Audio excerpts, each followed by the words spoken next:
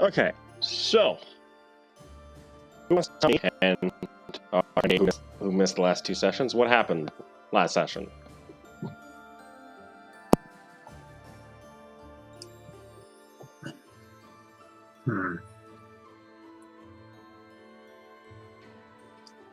Oh, Well, for starters, we had a vacation. Yeah, you Did guys we not? still.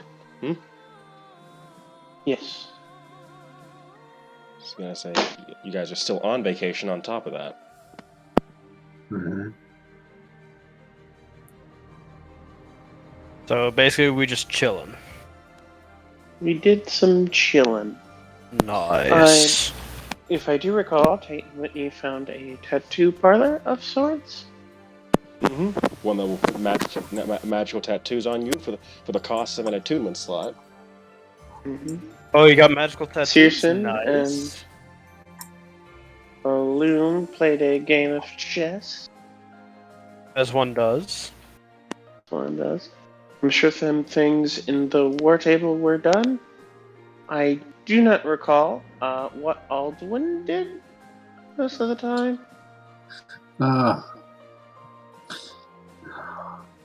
Basically, since he doesn't have to make any major decisions or be a part of any major discussions, when we've been at the beach, he's been basically building sandcastles with Terrence and entering sand flinging competitions with what he thinks is his wife. Okay. A little bit of meta knowledge here. It's probably Alar, but there's no conclusive evidence that indicates that. I'm trying to be fairly sarcastic here to make it apparent that I failed that failed against a 32 deception check from Alar. Nice. Whatever. So yeah, we're in the capital now, if I remember correctly. Okay. Keith, am I right in this? Yep, you are currently in the capital. I was going to speed it forward to the next day if anyone didn't have anything, as it would now be as I was going to move it forward to the second of the month of Kaveska. Unless anyone has anything they wanted to do, they wanted to finish off on the first.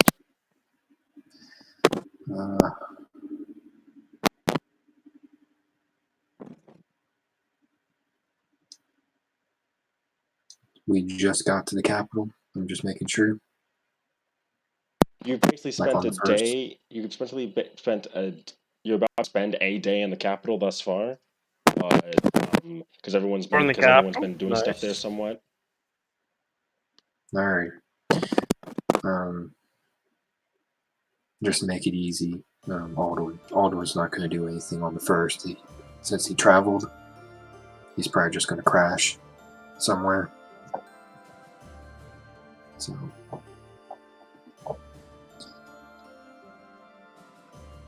but just a suggestion: if you don't want to vacation and want to be a workaholic, this might be a good opportunity to do some sneaky sneak. No one knows we're here, talking with nobles. If you want Sneaky sneak? Have I been summoned? Great. I more mean incognito stuff, but never mind. Nice. Okay.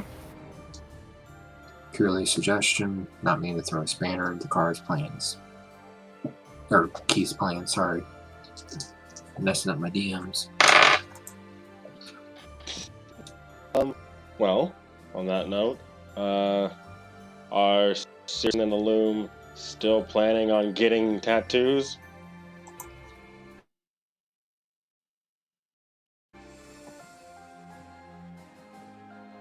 I mean, if that is the sort of gift Alum would like to have handed over, then sure. I see no reason to protest it. Well, I mean, there are a couple of reasons, but still. Outwardly, Seriously. Oh no, that's fine. Inwardly, Seriously, can we not?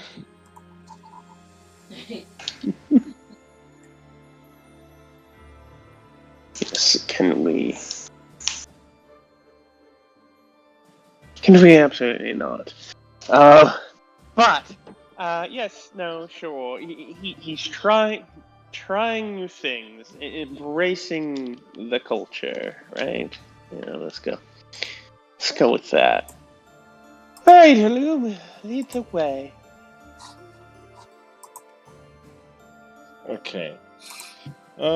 You two head over to the tattoo parlor, and you see the same. Let's assume I said it. I can't remember what what race I said the person was, but do you remember what race I said the tattoo guy was? Okay. Yeah, you were there. You and Whitney got tattoos that last time. Does anyone remember what I said the race of the guy who ran the tattoo parlor was? Nope. No. I wasn't here last time. What? I'm gonna make it. Check of the notes. I'm gonna make an assumption, and I'm gonna think that I said a silver elf. So I'm gonna go with that. So yep, you see a silver elf with tattoos there. He kind of says, Welcome. What can I? Are you looking to get your hands on some rather exquisite tattoos? Yes. He says that to whoever's in that group.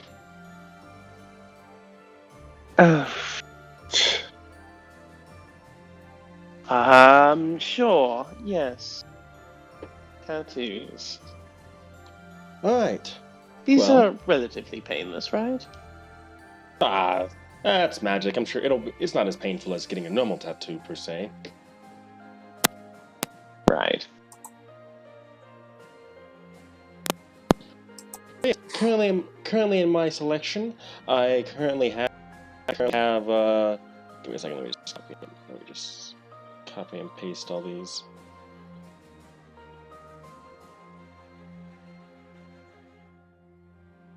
These are the tattoos that I have in stock. The Absorbing Tattoo, Spell Rot, Blood Fury, Coiling Grasp, Illuminators, Shadowfell Brand, Lifewell, Ghost Step, and Masquerade.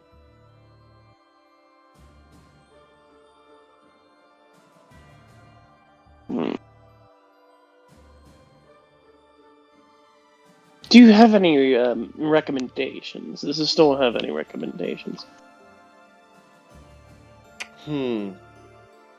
Well, if you ever have a habit of writing a lot, I would recommend the Illuminator's tattoo. It will allow, if you're tuned to it, it will allow you to write with your fingertip as if it were an ink pen, and you never run out of ink on top of that. Oh, that is absolutely interesting. You know what? Nope. I will take that. All right. Give me a second to.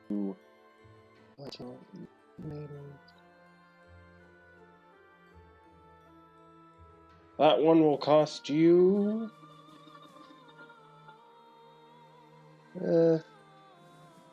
That will cost you 50 gold. It's rather common tattoo around here, as it were. Nobles love to make sure they can write something, just in case.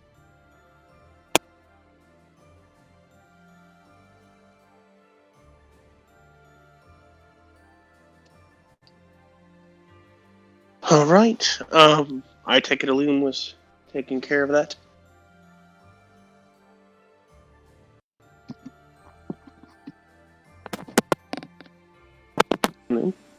Alum, will you be paying for the tattoo?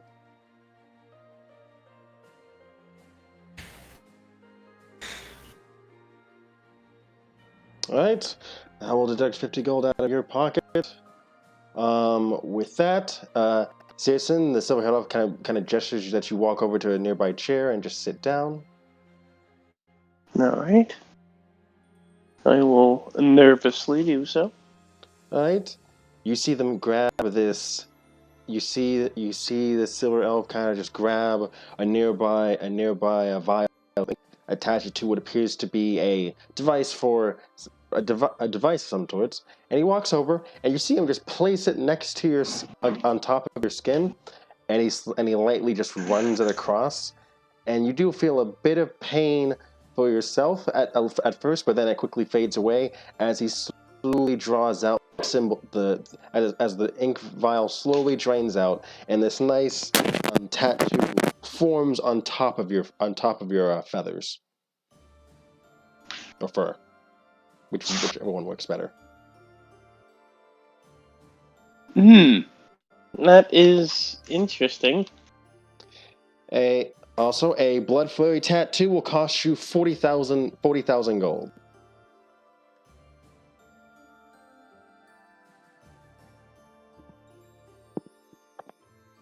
All right. I'm going to assume this is coming from Dion's money that I assume got transferred over to Loom.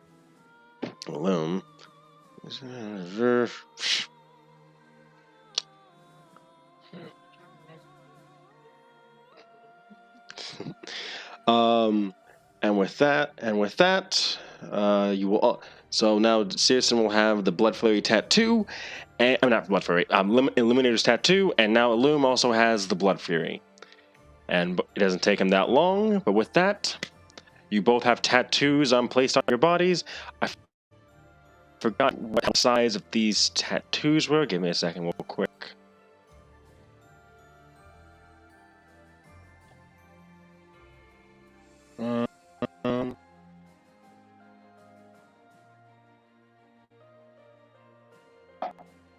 Second here. My tattoos, here we go. Okay, so, Searson, your tattoo will either take up a hand or a foot or a quarter of a limb, and for you, Illum, this tattoo will take 2 limbs of your chest or your 2 limbs or your chest or your upper back. I'll allow you to decide where it goes. Hand is fine. All right. So, Searson, by the time you're done, this magical tattoo is weaved into your hand. And for Illum, he lays on his stomach as the tattoo is placed onto his upper back. Don't know, Illum. Sometimes you wonder if the silver elf is filling you up as they're doing the tattoo on your back. Probably better not to question it as yours is finished, and both of you are done. Those tattoos already look splendid on you.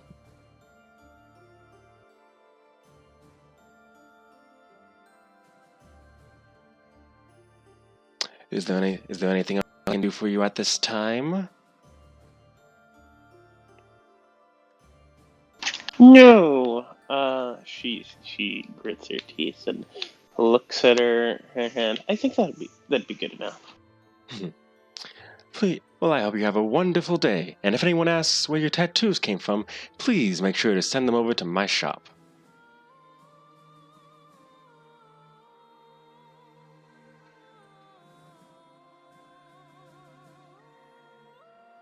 Oh, don't worry, I will. And with Come that, on, Loom. and with that, you two leave. All right. When we get to the capital, I do want to do some informationing. Well, you are in the capital, so there's always the next day. Is there anything anyone else like to do today?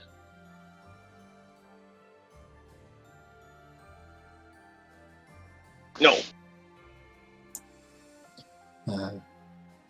Nothing leaping out at me. Kaladin? What was it? Anything you'd like to do today?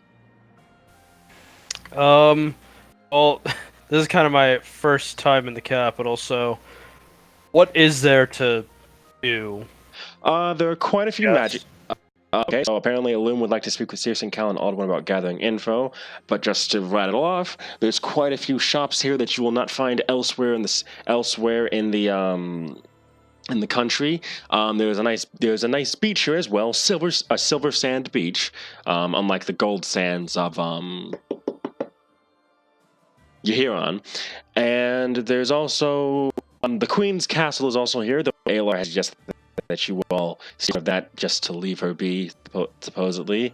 And from what you can tell right now, there appears to be a festival that is preparing in town, though it will not be open until tomorrow.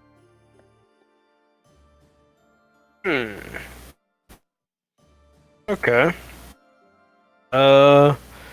Guess I'll take a look at the what was it? Magic item shop, I guess? Because why not? Alright, magic item shop. Is there anything in particular you're looking for there? Oh yeah, right. Do they have any I forgot the name of it. I told you about it before. Manacles of something. Wait a second, I think I know what you're talking about.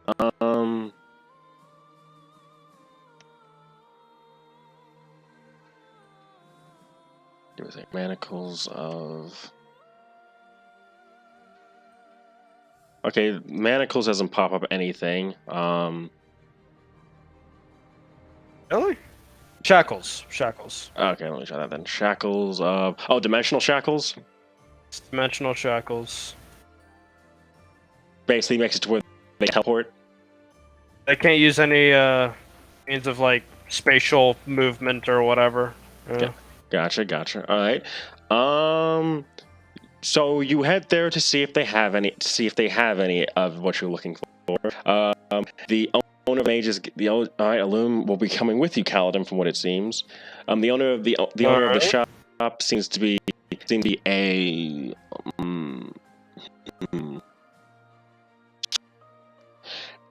female high elf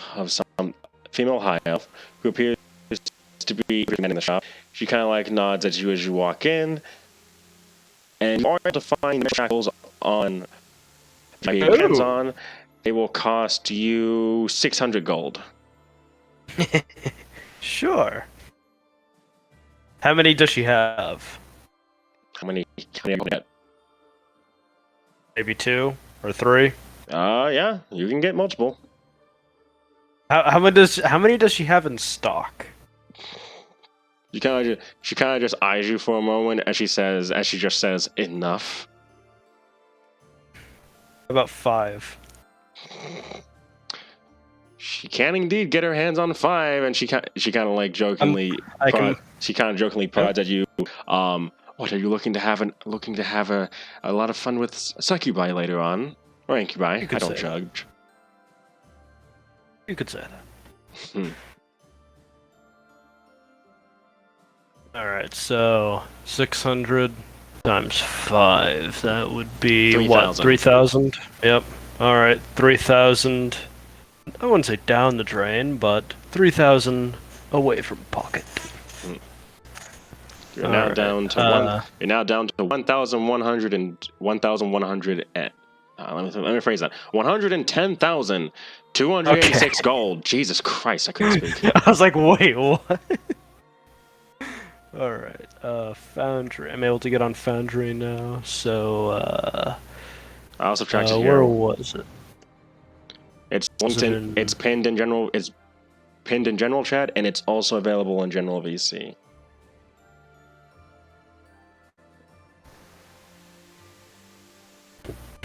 But yes, female. Yes. Illum enters charming mode to get. What exactly are you trying to get your hands on?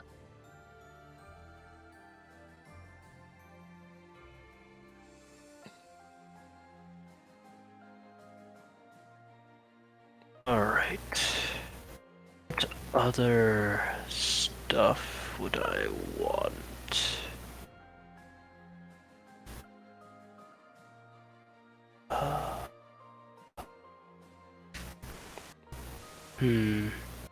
I'm literally open to anything, Trevor, within reason, so... as long as it's not an artifact. Oh, damn. Oh, so you're willing to accept legendary items, then? I make you bleed for those legendary items.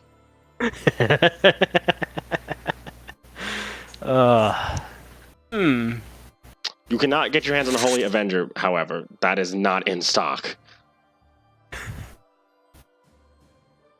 That's something that anyone will want to get their hands Let's on. see here. Alright, 5e tools. Let's see what we got here. What legendary items would I want?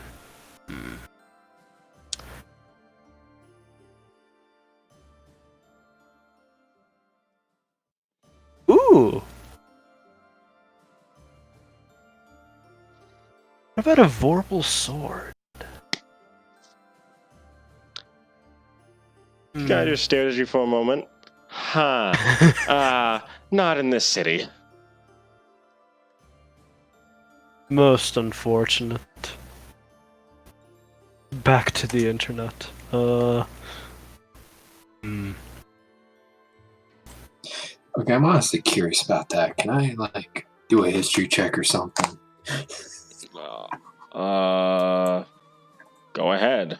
I'm assuming I'm here. I'm sorry for coming out of left field with this. Go ahead. Roll a history check. Healing powers are not in here, Trevor. So. Okay, what was that? Okay, with a 16, it's more just that you think it would be in a town like this. Even in a town where there's a lot of security and the like, it's not a good idea to have a Vorpal sword wandering around. The legendary items they'd have sticking around here are ones that they're sure are not going to be used to cause mass harm within reason.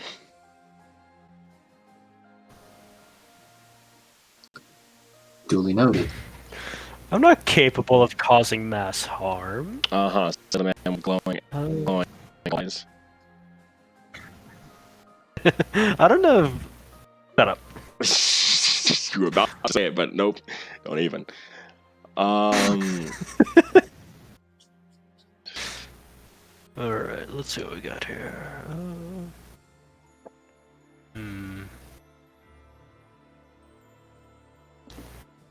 What other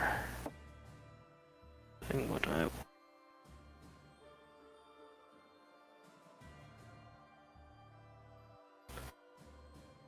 But before that, players, current party, me.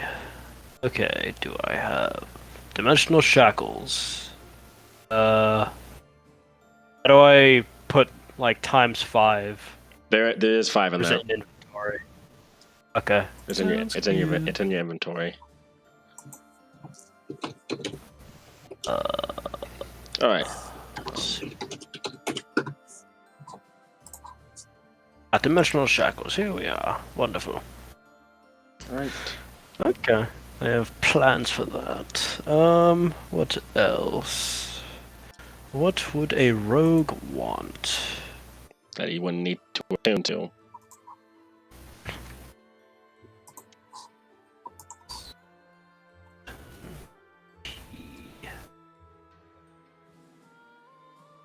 What, the skeleton key is undead? What? Never mind. Oh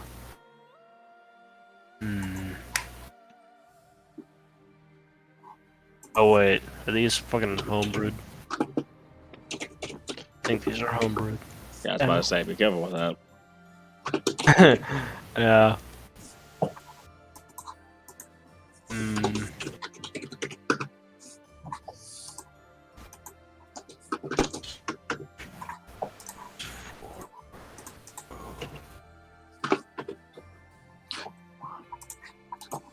Alright. Let's see what we have here.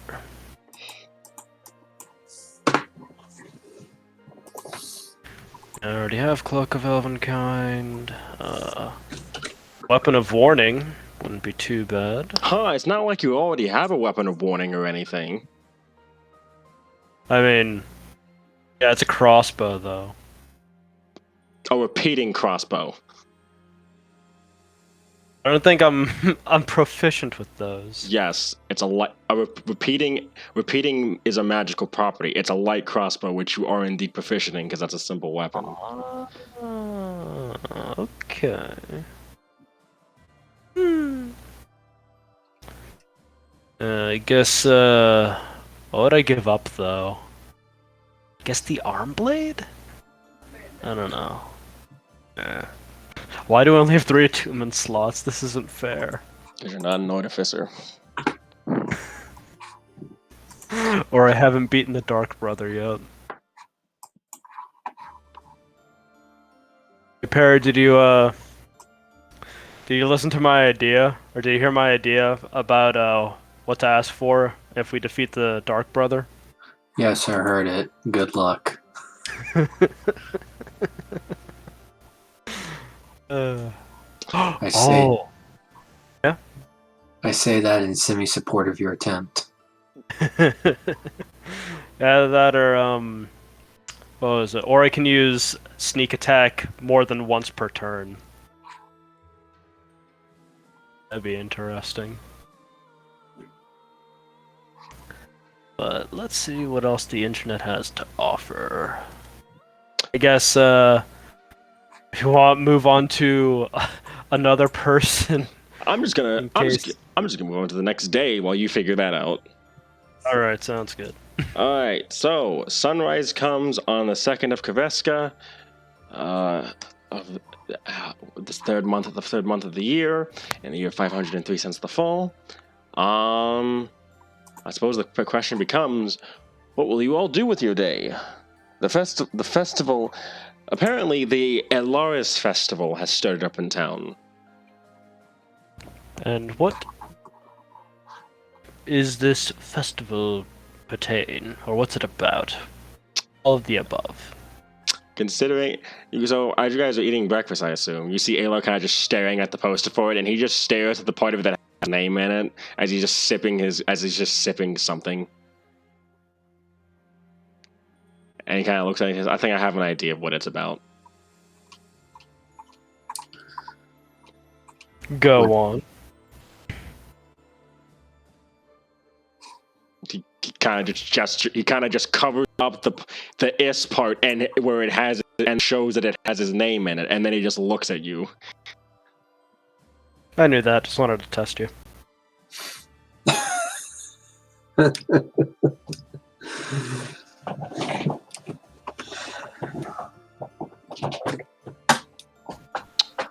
Sounds like they could. As expected. Sounds like they could have prizes this festival. What type of prizes?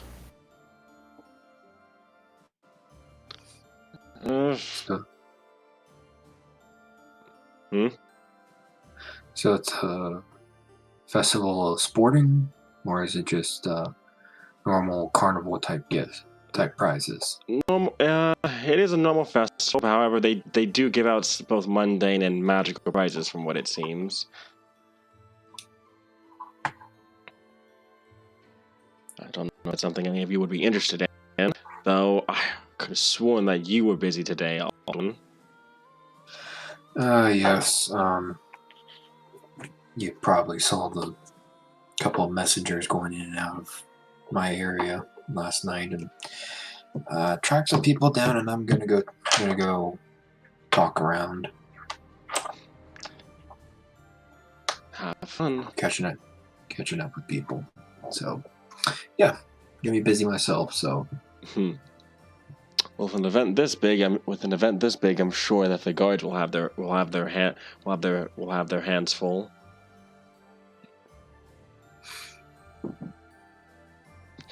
Wait, did I never get Boots of Elvenkind? Alright, I'm getting that. Yep. Yes, sir. What? I don't see Boots of Elvenkind in my inventory. Is that what you're hoping to get? One of the items, yes. This is why I can't take you guys anywhere. Sorry. All right. You know, I'll just message you. I'm joking. Anyway, Okay, that's that. So that means it would be. Where is? Hold up. There you are. 40 gold. Done. Alright. But yeah, it appears. Well, I know that quite a few noble families might be hanging out at the festival. Quite a few shops might be empty. Might have less people in them as a result. It's really just what you all would rather do.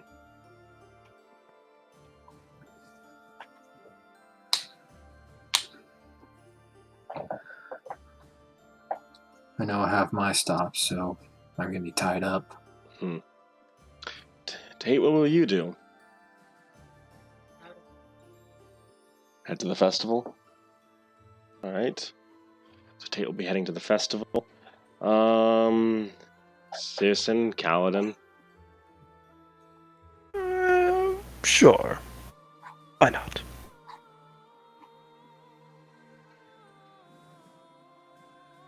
Citizen? Dropped my phone somewhere. I apologize. I'll go to the festival with Ayla.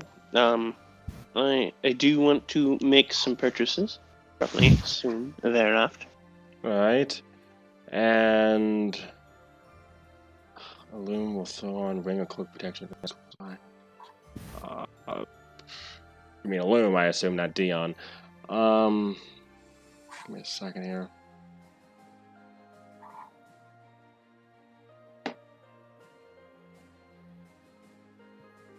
Ring will cost you 200 gold, and a cloak protection will cost you 50. Also, if you're gonna try and charm the person, well, I'm gonna need a roll for that. Actually, let me just do that. Actually.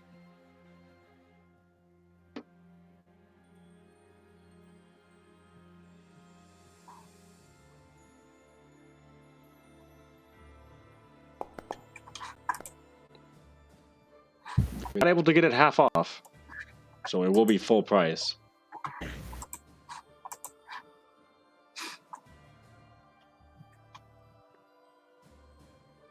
All right. So, alright. So, Aldwin, you're headed to. So, Aldwin, where are you headed to first? Let's get you out the way. Okay. So, the question is, who do I wish to speak with first? Mm-hmm. Let's get the let's get the certain old rival out of the way first, if that's okay. As well as you're walking around, him, he's gonna come to you as you feel an arm wrapped around your neck as you're put into a headlock.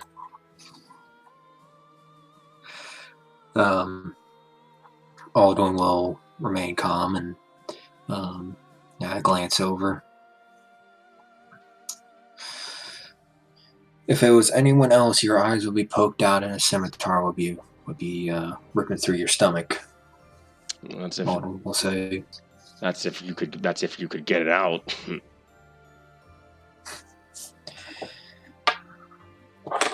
Which name do you go by now? Funny. Bruticus is the name. And I see that the coward's lost his squire status. Yes, I have. And slingshot all the way to as the Grand Master or whatever is the and Lord of a town. I'm wondering how many of them are just running it for you rather than you actually running it.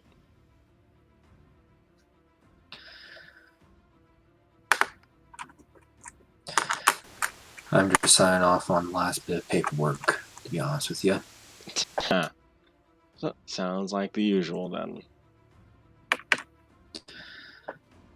That and I've surrounded myself with probably the best people on this side of the continent to begin with. Mhm.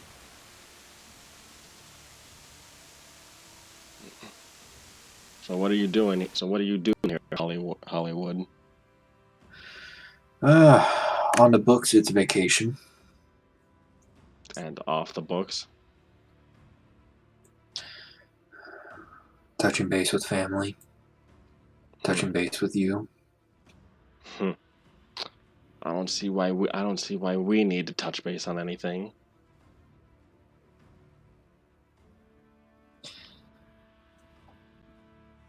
Remember how we were both at each other's necks when the order was still around?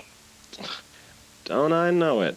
And as you say that, Aldwin, you kind of notice that he's still wearing his knight's armor. Though you can tell that it's getting more tattered as the days go on. He still has the bow from the knights, but it's kind of worn. It looks like it's been worn down and has had quite a few pieces replaced over time. He'll look him over. Someone tells me you've either been kept busy or destitute. One of those two. Busy. Though I don't have hundreds of gold coins at my beck and call, I still make do. He'll nod. Where do you live? For now, staying at the old family residence. Using that when I want to. How's your family? Still hating you. He motions over to a nearby alleyway where you see a couple of knocked out people with poison daggers. Yeah, very much still hating you.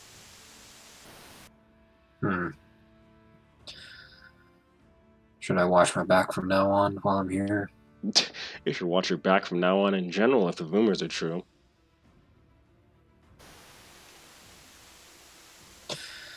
Alrighty, come clean. What's going on? Well, there's the rumor that Queen Daenerys, that Her Majesty Queen Daenerys is moving further south. That's gotten the Harpies court quite a stir. And there's also a rumor that you guys got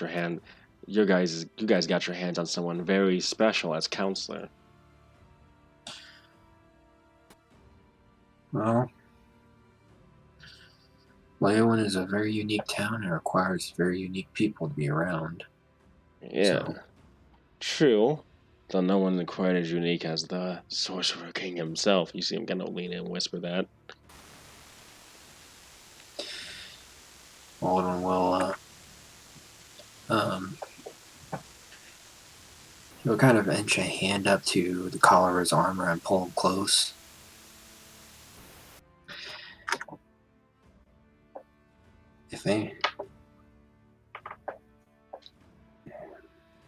Stamp it out if you can. Keep it quiet. It's too late for that. Too late for that, Hollywood. From what it looks like, people are already clamping down. People are already starting to take notice. Though with that, people have also taken notice of the threat that the Tempest King fears. So you know, he kind of just shrugs. We'll see where that goes. But you'll have a target on your back. For reasons beyond just getting your hands on Witherin.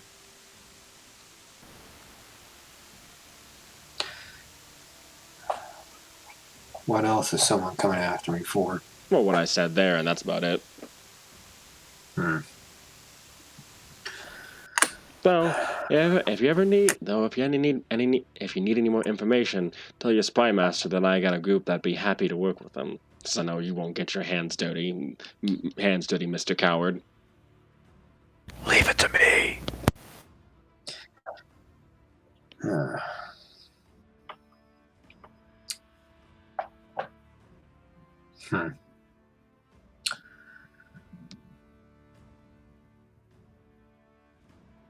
Alrighty. I'll give him your name and at least your most recent residence.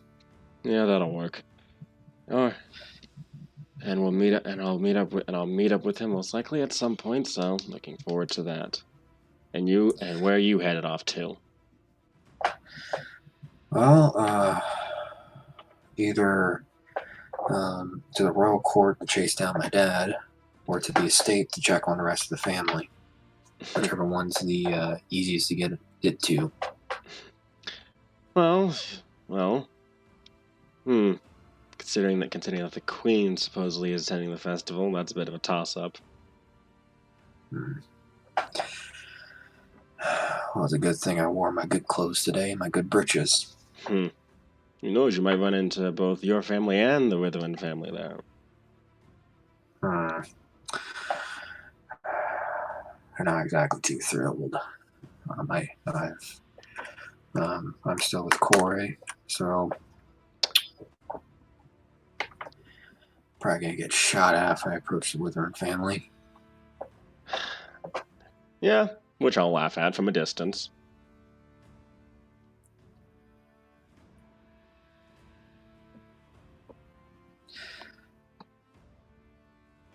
Listen, Mm-hmm. this is just a thought. Mm-hmm.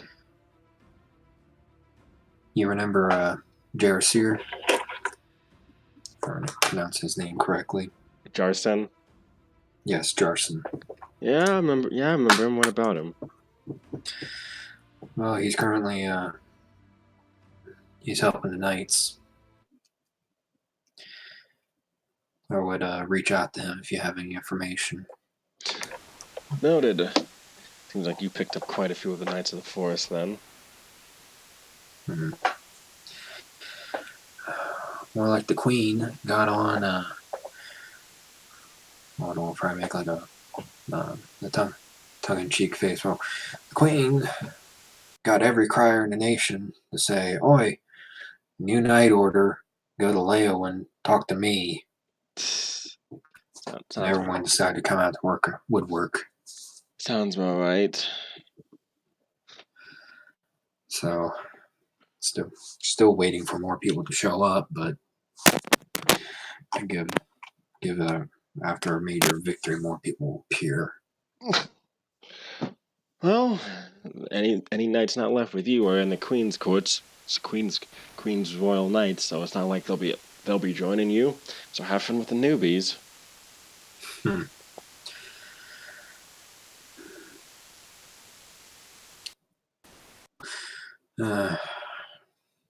If it wasn't for the fact that you probably stabbed me in the back, I would say I would give you the ability to join. Not my thing. Trust me. I like it. I like it where I am.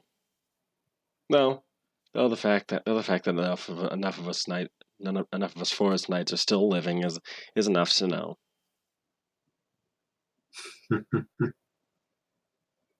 Indeed. Alden will clap him on the shoulder. If you're ever in the area, please stop by. I'll have some of the best drink in the town ready for you if you ever want to visit. And I'll be sure to bring a brew from here, since we know that Nimian wine is way better than Leowin wine. He says, just kind of smoking a bit. Alden will put a finger on his lips and point it at him. Even though we mainly make vinegar wine, it's pretty good if you have bitter cheese. Yeah, he kind of like dusts himself off and pats you on the shoulder. I'll catch you later, Hollywood.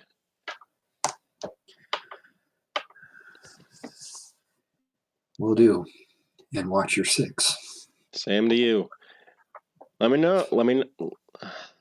I'll be heading out west soon enough to be dealing with some big things there. So, but send word if you need some saving, or if Cora gets back on the market. He says as he walks away. Otto would just chuckle and turn away. And I'll head to the next place. All right, give me a second, real quick.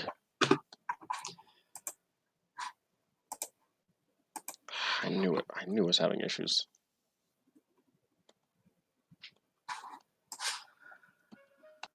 Alright, I'll be right back real quick. I'm gonna Alright. step out to use the restroom.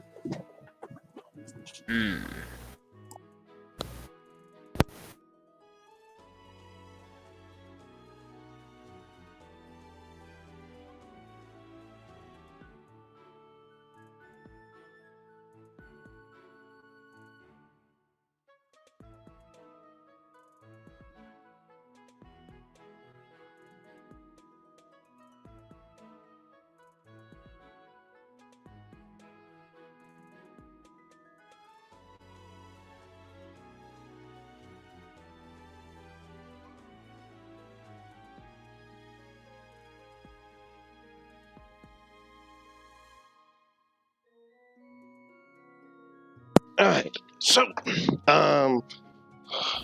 Alwyn, are you gonna try and catch your family, I assume?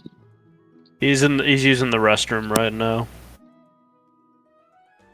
So he'll be back. And that he's headed, I'll assume that he's headed that way. So, everyone else, since I know the rest of you headed to the festival grounds, when you get there, it is definitely lively. You see quite a few areas where you'll be able to participate in festival activities. You see grounds where there's some nice things going on, such as fortune telling and the like. There's a nearby circus going on. There's a petting zoo. There's a place where you can ride some animals if you wish. Competitions, of course. Basically, anything you guys can anything you guys want to do at a festival, probably be able to do here.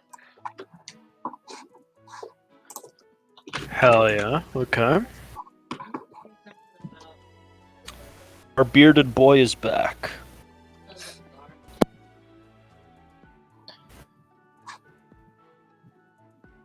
Is it gonna? Didn't you say something about the guards at the festival? Yeah, I said that the guards would probably have their hands full or something with how big the festival is. It's all going on. Okay.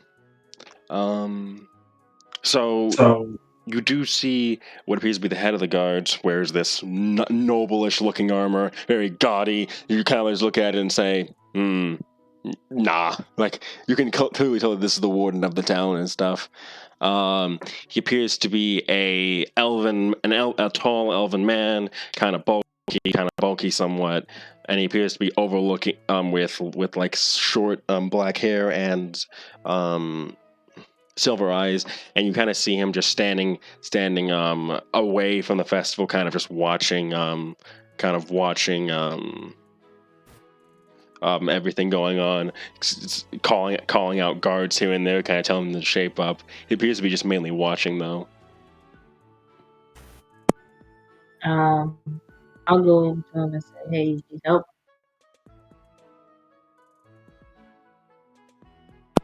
You tell him that your hands full over here.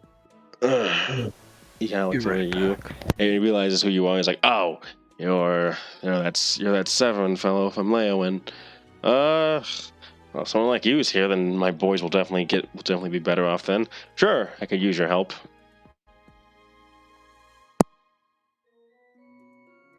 All right. So what's the situation? Is not enough guards, or they're doing too much work?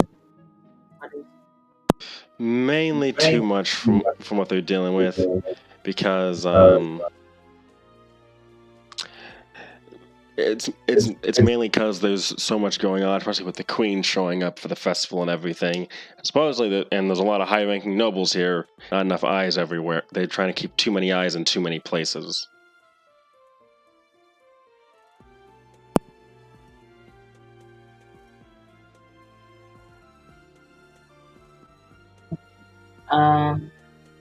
So too many eyes in not enough places. Too many eyes and not enough, too many eyes basically. The main places that I need looked at are mainly near the band area where they like to play. A lot of people like to funnel through there, but it's also a meeting ground for criminals sometimes, where they like to sell illicit goods to each other and the like. Alright.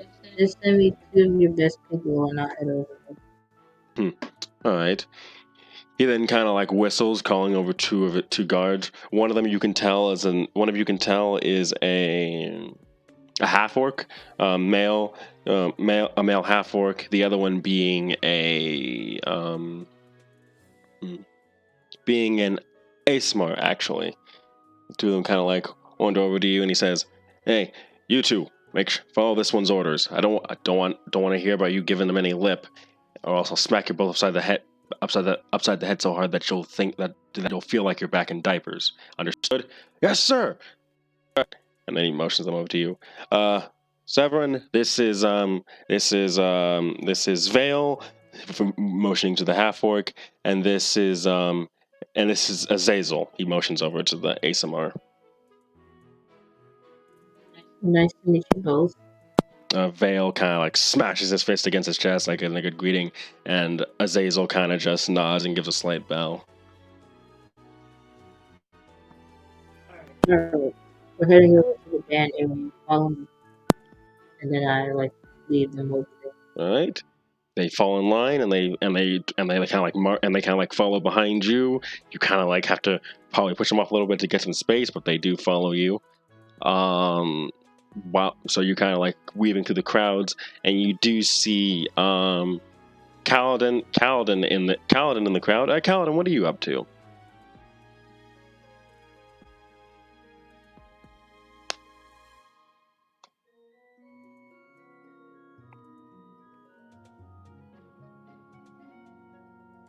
Gabe?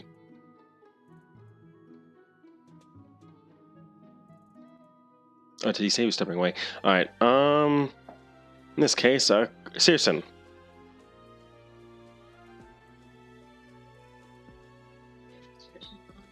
Yes.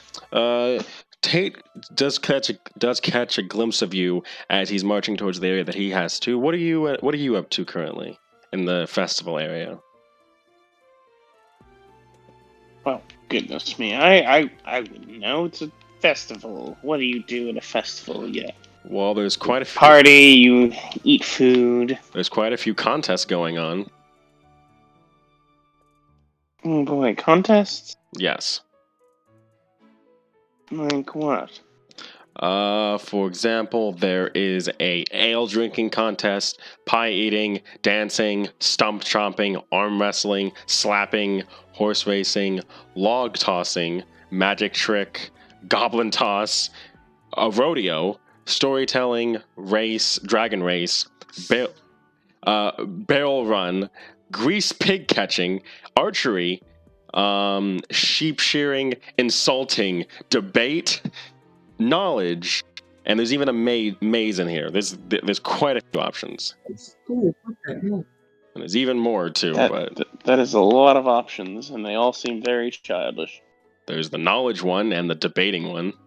Debate. Less debate. Debate. I'll take debate then. All Yes. right, so let me roll a d4 here real quick.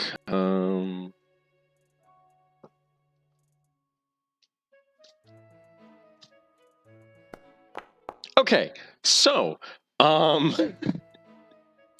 this debate. Wait, what?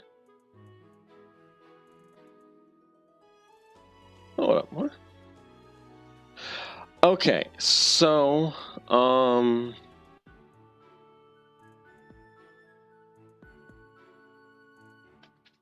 okay. So this is a debate related to religion, in fact. Oh boy. Yes. This is a debate that you'd like to put in? I have no opinions on religion, so sure. Alright. Roll me a religion check, please. Oh god, that's what you meant.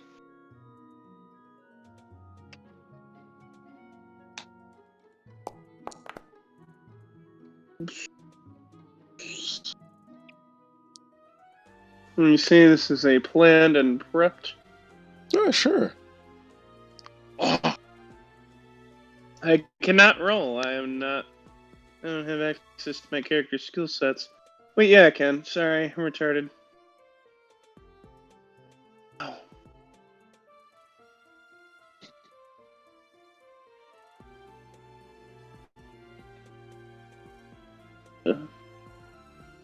I've returned. Kaladin. Hello. Hello. I'm glad you've returned. Why, thank you. I try. So with a 13, Oh, glorious. with a 13, you are able to get past two of the other contestants. However, two other ones seem to have a better argument than you when it comes to the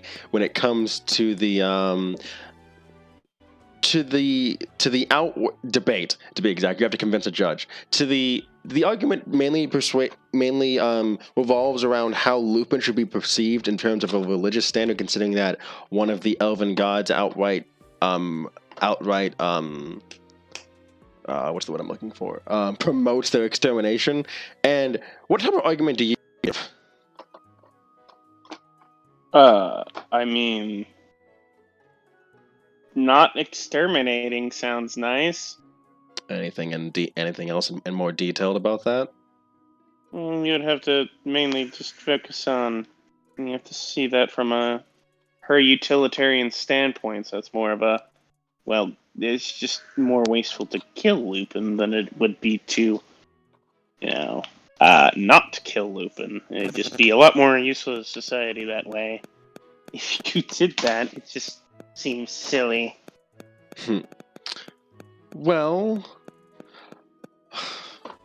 all right. With that, we move on to the second round of that debate. Roll me another religion check, please. Oh, good Lord. Hopefully won't roll lower than a 3 this time.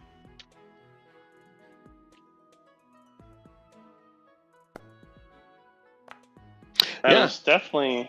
This time you become more prepared as you take some advice from Aloy about the situation a little bit, but mainly based off your own knowledge, you are able to come up with an argument that absolutely convinces the judge, and as a result, you do win first place, and as a result, you win a badge and 70 silver pieces. Hey. It was a good effort for everyone. Kaladin, so you see that, and then you'll see Kaladin coming across the way. Kaladin, what are you up to? I guess, is there any, like, dagger throwing? Or anything like that? Wait, what exactly are you looking for? Knife throwing? Let me see. Oh, there's an archery. There's a dart trick one. I guess I can take my... I can give that a go. Alright. Because why not? Alright. So, it will cost you 10 silver pieces to join in the dart trick game. Done. Alright. Alright. So, let me add some darts to your inventory real quick. I already paid the 10 silver pieces, by the way. Alright, so I'm just going to add darts to your inventory real quick so you can do this. Alright, so, with the darts in your inventory, I'm going to... So, you see two... So, you see... let me see. You see two... So, you see an elven person come up holding 2 red apples, and they kind of just juggle them for a moment before they toss them both in the air. I'm going to need you to make 2 attack rolls for me with a dart. Could I use a bonus action to aim?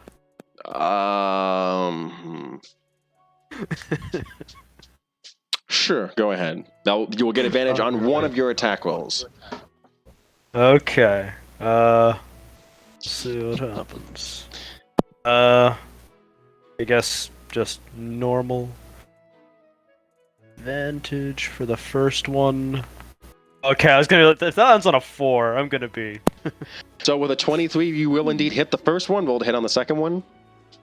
Roger. Normal. Okay. Right. With a 22, you also hit the second one. So you have 2 points. I had sneak attack damage to the first one, so it just obliterates the apple. Funny. All right, next up, okay, and then I'm going to roll for... You're going up against one other person, so let me just go ahead and roll for them.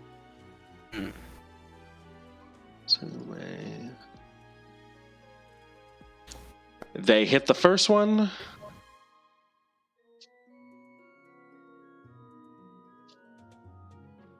And they hit the second one, matching you for 2 points. All right. Next up is you see. So now there are two different people. They move on either side of you. So you have to. So basically, your vision is between them, and then they throw the two red apples in the air. Now I'm going to need you to make a range attack roll with disadvantage. Well, 2 range attack rolls with disadvantage. All right. Bonus action to aim, so one of them is at just normal. Okay. Alright, so... Normal. And 18 will hit. Now second one, please. With disadvantage. However, you will miss the second one. You have a total of 3 points now. Well, a total of 4 points now, I'm sorry. Okay. The other person will go...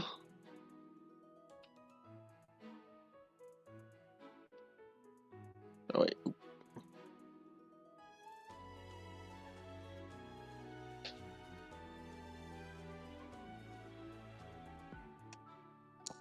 The first one he will hit, and the second one he will miss. Both of you are tied for 4 points. Neck and neck, literally. Right. Now, they pull out a basket of green apples. You have to hit the one red apple that is in this basket when they throw them all that's in the group when they throw them up in the air. Ouch. So make a perception check for me, please.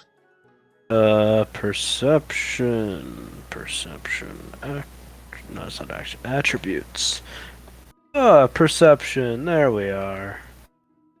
I think this is normal. It is. So... Wow. All right. Now roll to hit. With a plus 10, I roll a 2. All right. Dart. Normal. I'm guessing bonus action aim. Would that help or? Unfortunately, no. Since you're trying to perceive it at a fast pace. All right. Reasonable. And unfortunately, you do miss. No. So you hit the apple and said, "Dang it!" As your opponent laughs at you a little bit, he's gonna make a perception check. Let's assume a plus. Okay. Wait, not that one. That's supposed to be the one.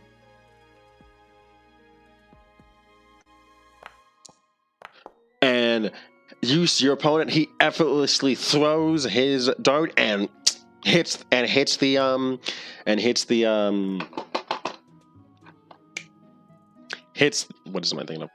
red apple, yes. And he wins with a total of 7 points, while you have 4. However, you do win 5 darts since you were able to get your hands on 4 points. Okay. So 5 darts. Mm-hmm. Oh yeah. Meanwhile, the winner has won a badge and an ornate dagger. Well, isn't he fancy? Well, I have my darts, so I'm better. With that, Tate, that's what you see the others do. And Illume, what are you doing exactly?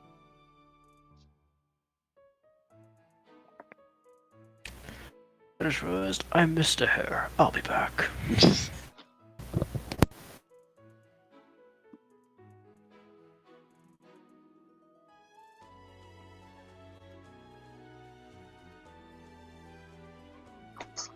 So, are my options to participate in the events, or would it be possible for me to join Tate once, in terms of like the little messages that I sent, in terms of like would it be possible to wait at the events in terms of on standby for possible enforcement, or should I like just be waiting in like the shadows somewhere? Well, Tate, do you I'm want not to sure which would actually be more. Tate, incognito. Tate, do you want Illum to help you with the whole keeping track of things? I mean, yeah, he can if he wants to.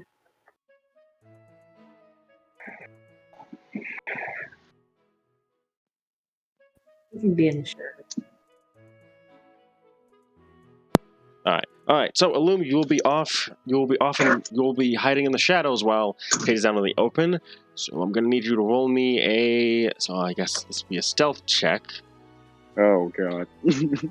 Maybe I should have been incognito at the events instead. I mean, are you wearing your armor at this time? It doesn't come off, unfortunately, unless I sleep. No, I'm just kidding. But yes, I would presume that Illum would be wearing his armor. Or I am wearing my armor. Okay.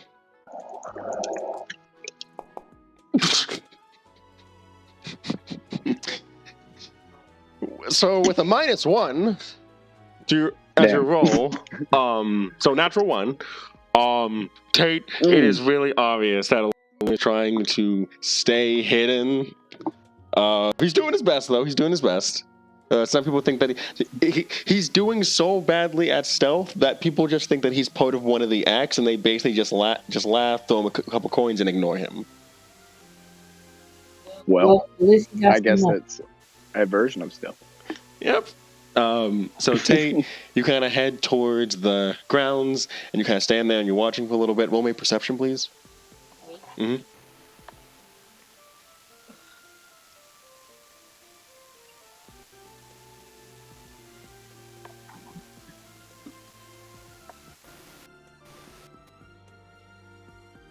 You're good.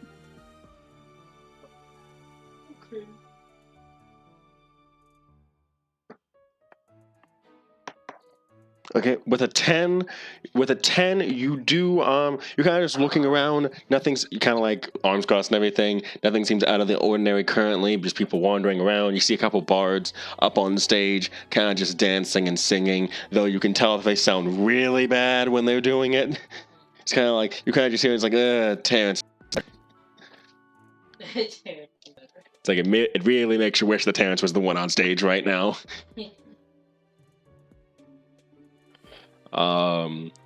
As that is going on, Alduin, you arrive at the festival as you're looking for. Are you looking for your family or Tate's family? I mean, not Tate's family.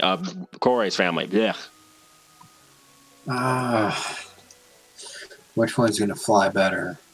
Probably yours. Yeah, sure.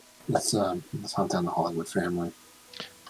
All right. You do notice that your father appears to be following the queen and her entourage from a distance.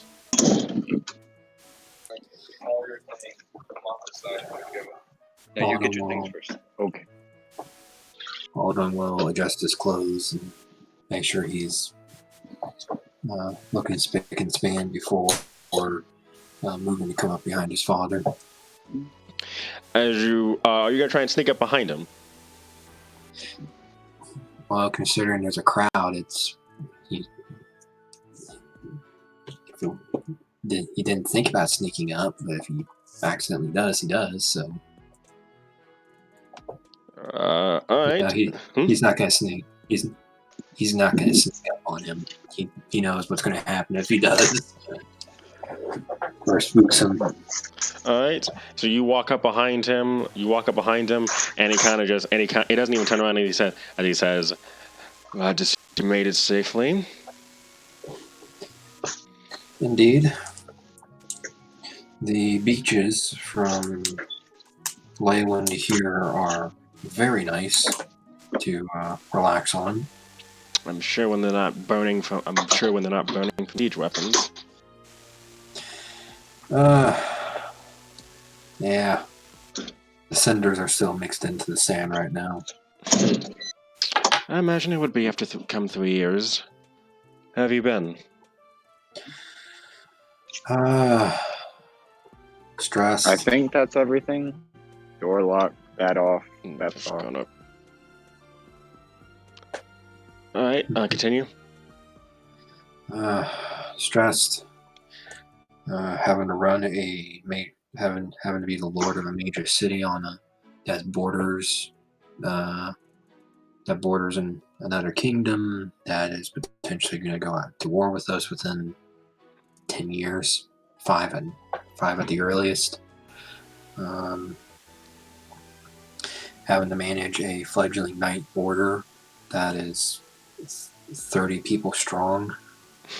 I can give you a whole list of things, but I'm not here to gripe or moan or groan in front of you. I would say that is the measure of responsibility. Measure of responsibility with how much you're willing to put up with. I haven't cleaned a noble's clock yet, so. Then you've already shown progress from your time in the forest nights. Then. Yes, I have.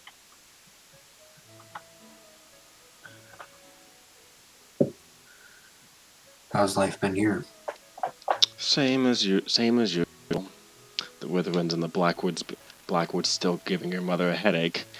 Grandfather's still running off on his own misadventures with your grandmother hunting him down. Though there have been some new a war ended here and there. Though there have been some interesting rumors. He says, he just as he kind of glances at you. Autumn will how can I describe he's gonna emote, but it's gonna be the sigh, and both of his eyes are gonna close, and he's just gonna give a flat. His mouth's just gonna be a straight line. Let me guess. Rumor of a uberly powerful individual in my court, and just general high-end nobility shenanigans coming my way. Mm-hmm.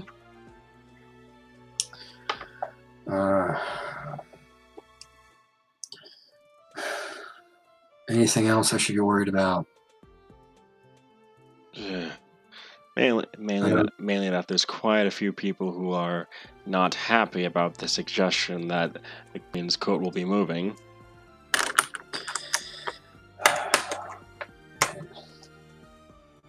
Well, this is the first time I'm hearing this. So, second time actually, if you count Bruticus. Mm-hmm. Well, it did come from your court, so I would have thought that you had something to do with it.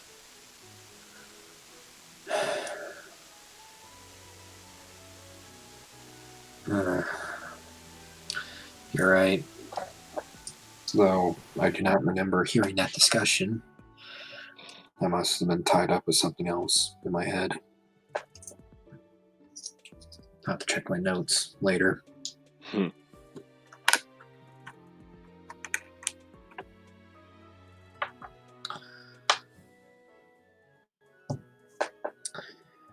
What does Mother think of my sudden slingshot into nobility, into lordship? She worries for you, as expected. We all do in a way.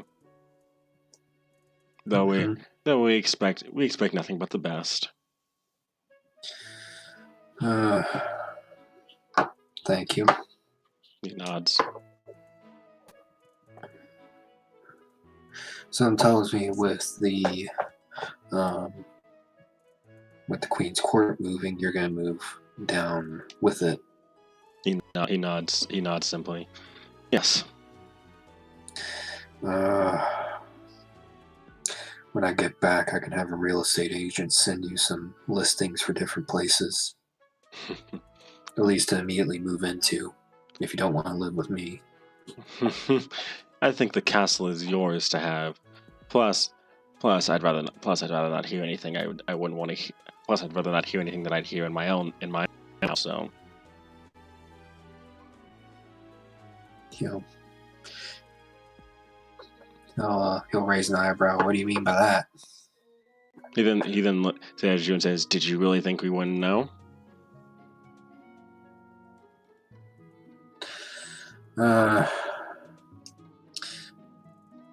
Let me guess.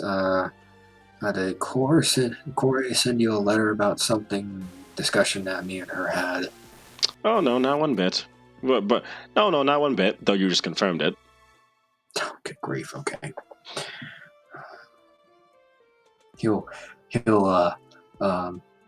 If he stopped, he'll like pinch the bridge of his nose and lean up against the light pole. This is why I can't do spycraft. I'd be a diplomat. Yeah, that is very true. There's a reason why Kaladin and I forgot his name, but there's a reason why I have people do that for me.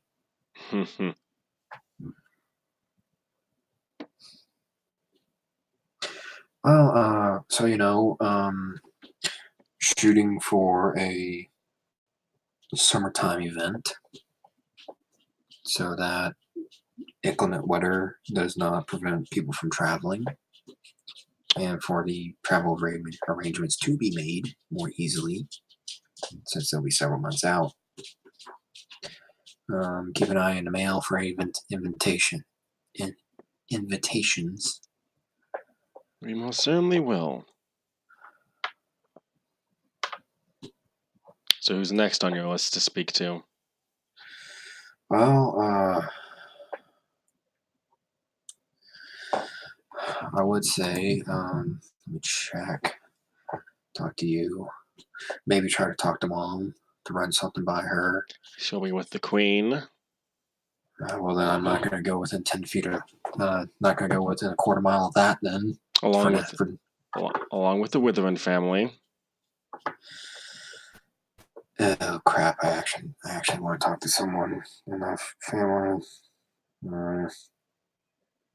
I have a better chance of getting into of not getting stabbed by the Bruticus's family than getting torn apart by Cora's mom. I can give you a 10-minute opening.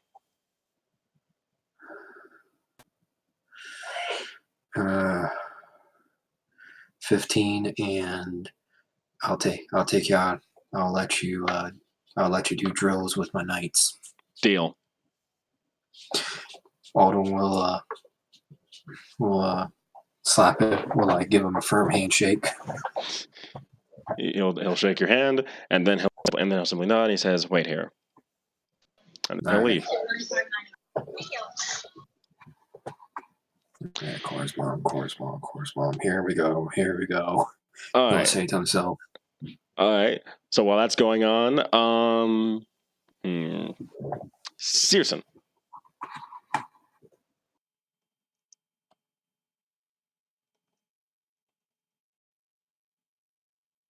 Yes.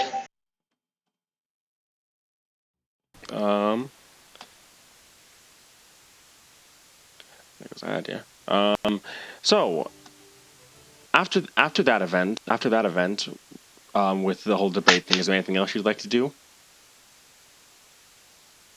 No, not really. I'd wager not. Mm-hmm. Most of what I'd want to do would be to mingle and gain information. Well, there are quite a few families scattered about. Like whose? While you and Ayla are walking, you do come across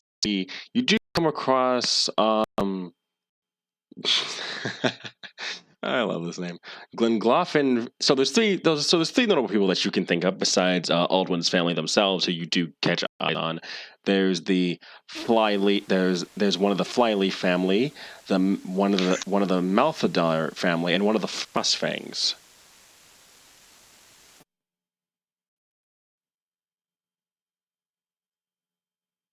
What was the first one's name again? Flyleaf. Then there's Malthador, and then there's Frostfang.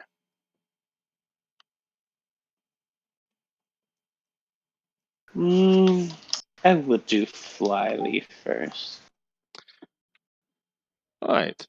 So you head over. The particular Flyleaf that you appear to be talking to is Neladry. Flyleaf. She is a recently widowed noblewoman. You know, Alar heard about that event herself as he knew of her in the past. Uh, um, interestingly enough, would you like to see what you can find out about her? Sure. Roll me a. Let me think here. Investigation will work. Investigation will work, you said? Mm-hmm.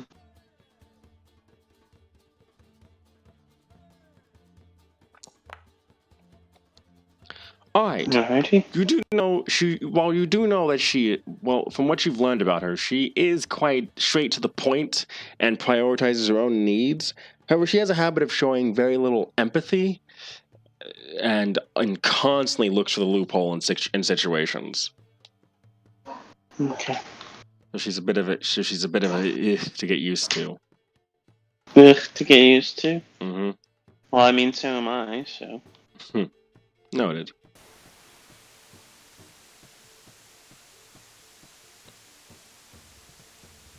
So would you like to speak with her and try to see if you can gain her, see if you can with her? Sure. All right. What do you say as you approach her? What do you think of this festival? She kind of just looks around. She kind of just looks around as she kind of like toys with an amulet around her neck. It seems to be some kind of crystal. Well, there's money better well spent elsewhere, but when you get it keeps us happy. Where would you spend the money? For one thing, making this town look better. That looks absolutely deplorable some days. What makes you say that?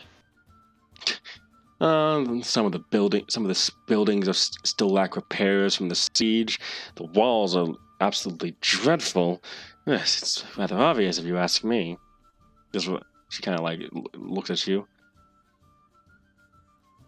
I wouldn't know. I'm new here. Ah, yes. I would have heard about a Tickrill appearing in town if you weren't new. Oh, so you know of me. Hmm. Well, you do look rather distinguished.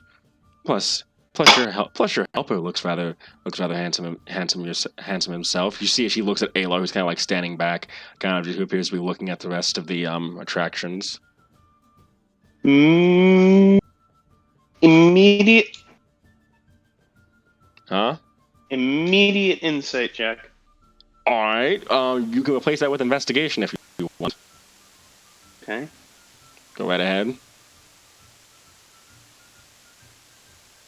So, what exactly are you trying to read on her?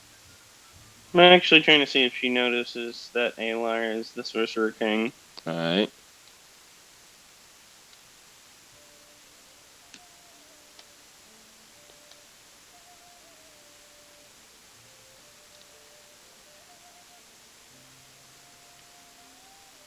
What was your investigation check? I thought it was rolled already. If not, I'll roll it again here. Oh yeah, I was saying that you could replace an investigation check with your you could replace insight with investigation when you roll, not like you could use your previous one.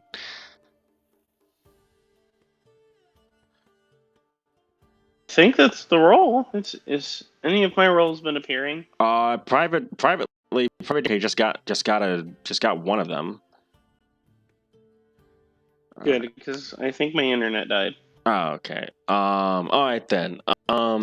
So you can kind of. Well, you can't. I don't even know what I rolled. What did I roll? You rolled a 9, but I will say that while you cannot tell whether she knows who Alar is exactly, you know she does have some interest in him. And I will leave it at that.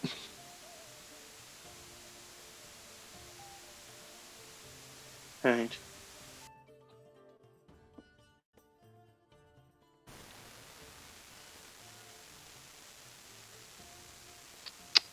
So what exactly gave you your sort of rise to power? Well, I would like to say I married into it, but I'm the one. But I still have my last name. So, and then she kind of like takes her hand off the crystal and she casts a quick spell for herself as she snaps her fingers. Magic and nobility is often a way to rise to the top, especially when you know how to control it.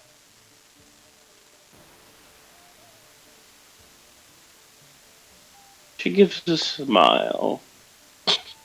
Yeah, there's a second check Yeah. apparently. Oh, there's the second check. Okay, great. I don't know what the second check was. 29. Go ahead, keep going. Oh, so I rolled a 19 and a 4. You rolled it. Yeah, so you rolled. Yeah, you rolled a 4 for the first one that took a while, and then you rolled a 19 for the second one that took a while. Absolutely wasted a 19. Okay. I'll keep that one in. I'll keep that one in mind for a later check I might need from you. All right. Oosh.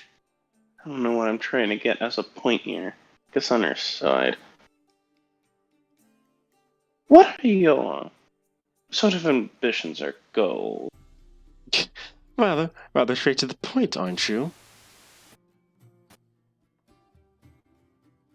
Yeah, actually, yes. I'm not here to dawdle around some things, do small talk.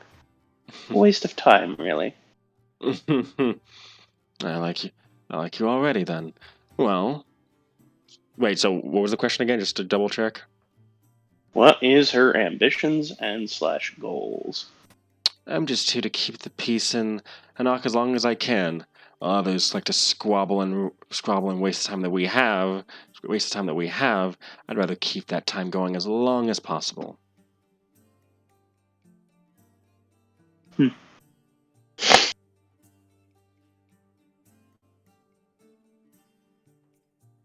Well, I suppose that's enough questions on my end. I'm sure you have some as well. So, what is your name exactly? Oh, did I even catch your name? You did not. You know that her name is. You know from investigating into her that her name is Naladri Flyleaf. However, you don't know her name. I mean, she doesn't know your name. Let me rephrase. Yeah, didn't mean that. She doesn't know my name. Yeah. Ah, well, Lady Flyleaf, my name is Searson. Ah, Susan. And what house do you hail from?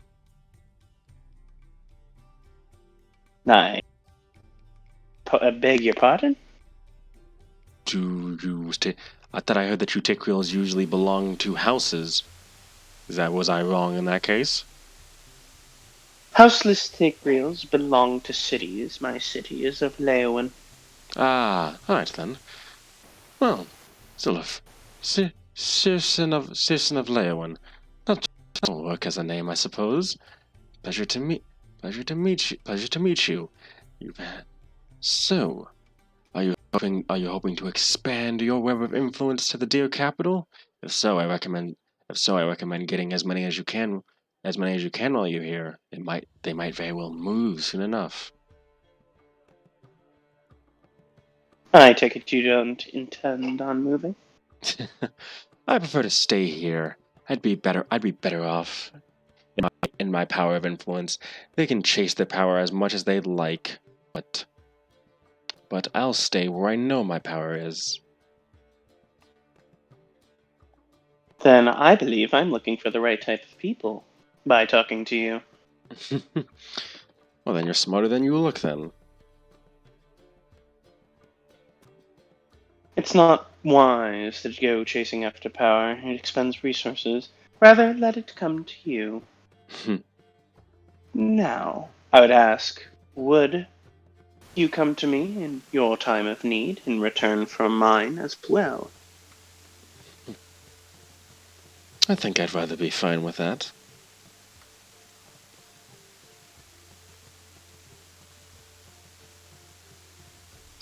She smiles and extends her hand.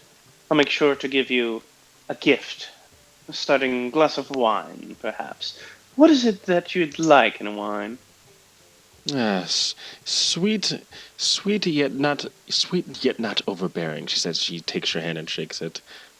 My former husband used to get these wines that were too sweet. You could barely take a sip before your senses were overtaken. That is not my thing, as it were. I prefer taste over strength.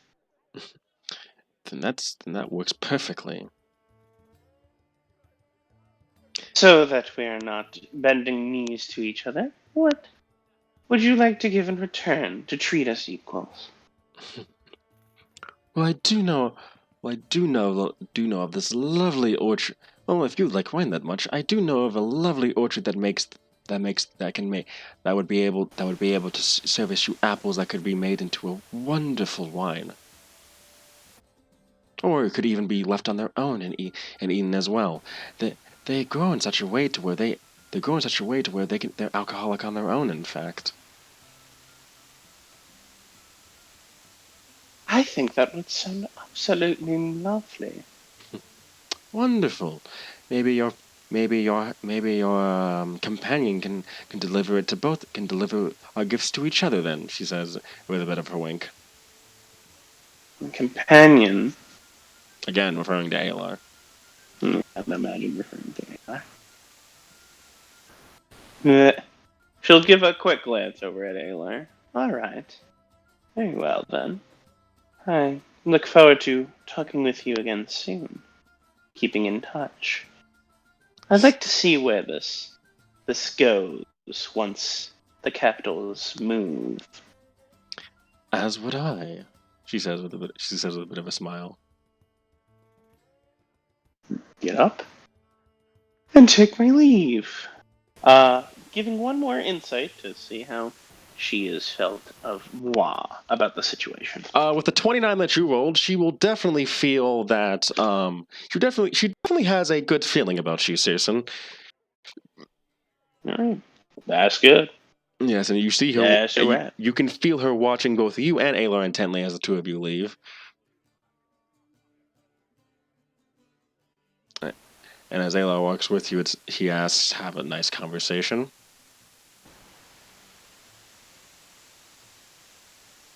I'm going to wait until I feel like I know she's out of view. Mm-hmm. And then I'll ask him, did she cast anything on us? Nothing of the. You see him kind of pause for a moment, and he most like you get the feeling that he probably casts magic as his eyes start to glow a deep blue as he looks around. Nope, nothing of the sort currently. Thank you. The conversation went lovely. Glad to hear it. Seems like she took quite an interest in the both of us. All a part of the deal. I think she may have been more interested in you. You seem to be the most. You seem to be quite an interest to all of Hanak, especially today. Yeah, it's a festival named after me. That's absolutely wonderful. Do me a favor. Yes. Can you stop being interesting? One day. For one day. And how would you like me to achieve that, Searson of Leowen? He says. He kind of like cocks his head to the side. I don't know. I'm just like one day where I don't hear the Sorcerer King or something like that.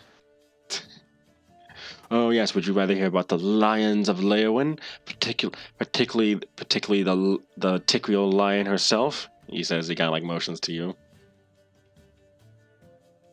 I'd rather hear about the turtles swimming in the creek than myself.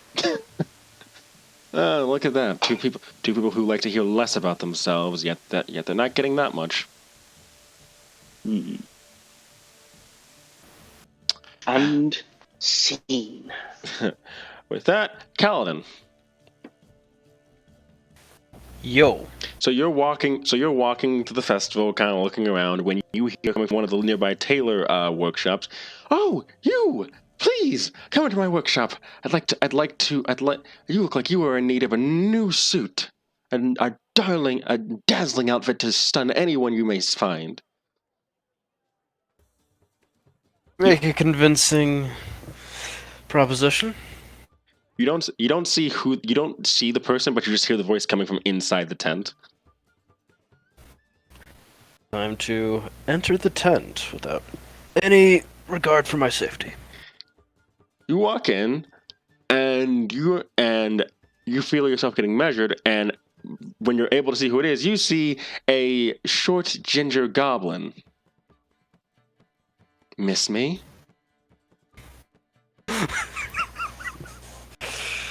It's been a while. Yeah, it has been. Riss says as she kind of like takes her hair down as she continues measuring you, probably keeping up the act. How's the spy master been? He's been alive and functioning, expanding, as a spy master should. How has the little assassin been? She motions over to a nearby barrel, which you can kind of see has someone inside of it. Oh, just taking care of business. As expected. Another assassin on your trail, as it were. Dealt with them. Well, thank you. Yes, she says she kind of like wraps one of the measuring tools around your leg. So, Kelsier has gotten a bounty on his head from a vampire hunting group. Interestingly enough, Which vampire hunting group and for how much? the Silver Blade. And I said before, the price was 30,000, but now it's raised to 50. Okay. Okay. Alright. This Silver Blade group absolutely hates vampires and their ilk, including Dampiers. And so it appears that someone has been able to link Kelsier to being a Dampier, though Kaladin Lastimosa appears to be fine, for now. Well, my apologies for existing. And would you happen to know where the Silver Blade would be based? Unfortunately, not for right now. They're an underground group, since other monster hunting groups don't exactly like them that much. Well, they just earned my ire. I can't tell you where they are, but I can tell you who they're after. Besides you, Oh? Do tell. Savan von Mosa. She says as she moves to the other leg. That's a name I haven't heard in a while. Yes, it appears this Savan von Mosa was looking into Kelsier. I judge by the last name. There's some connection. You aren't wrong. He is my uncle, you could say. Although, that means very little. Understood. Well, this Savan von Mosa was looking into your other half, and the Silver Blade, the cult that they are, thought that he might have some relation to Kelsier, and so a contract was put out both on you and him. Of course, the one on him, no one dared touch, considering that he is a full-fledged vampire. Well, isn't he lucky? Oh. But it also appears. But another reason why they're after them is because they despise Von Mosa family. And may I ask, why? Well, besides the fact that the majority of them are blood-sucking monsters, he says, looking up at you with a bit of a smirk on her face. Other than that. Because from what I've learned, that hasn't always been the case, but you learn something new every day. It appears that one of their own, Lilith, cut a bloody swath through the group quite a while ago. I assume it's due to, since they're a cult, that doesn't exactly surprise me.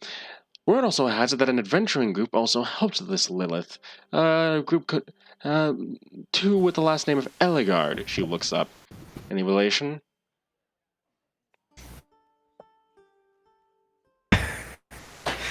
Alright. I could insight check her, or I could just believe her. Mm-hmm.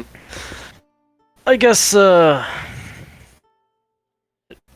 the sake of being a spy master, I'll insight check her. Just say, does she have any ulterior motives to asking this? Roll Versus insight. just simple curiosity.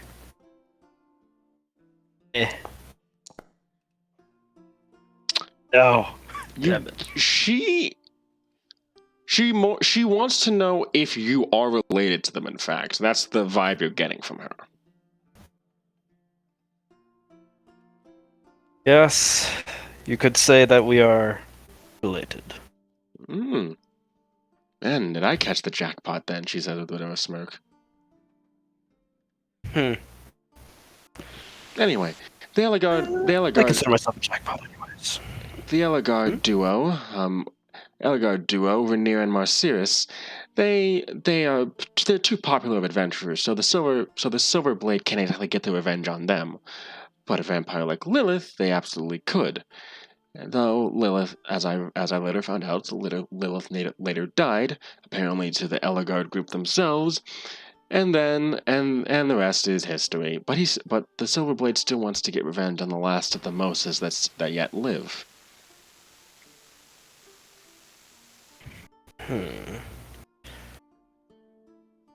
It might. Do you think they'd have a location on my uncle? From what I've been able to gather, that he's heading west and southward. Looks like he might be coming towards you. Well, he's doing my work for me then. And what does the great Kaladin Lastimosa plan to do once he meets his uncle?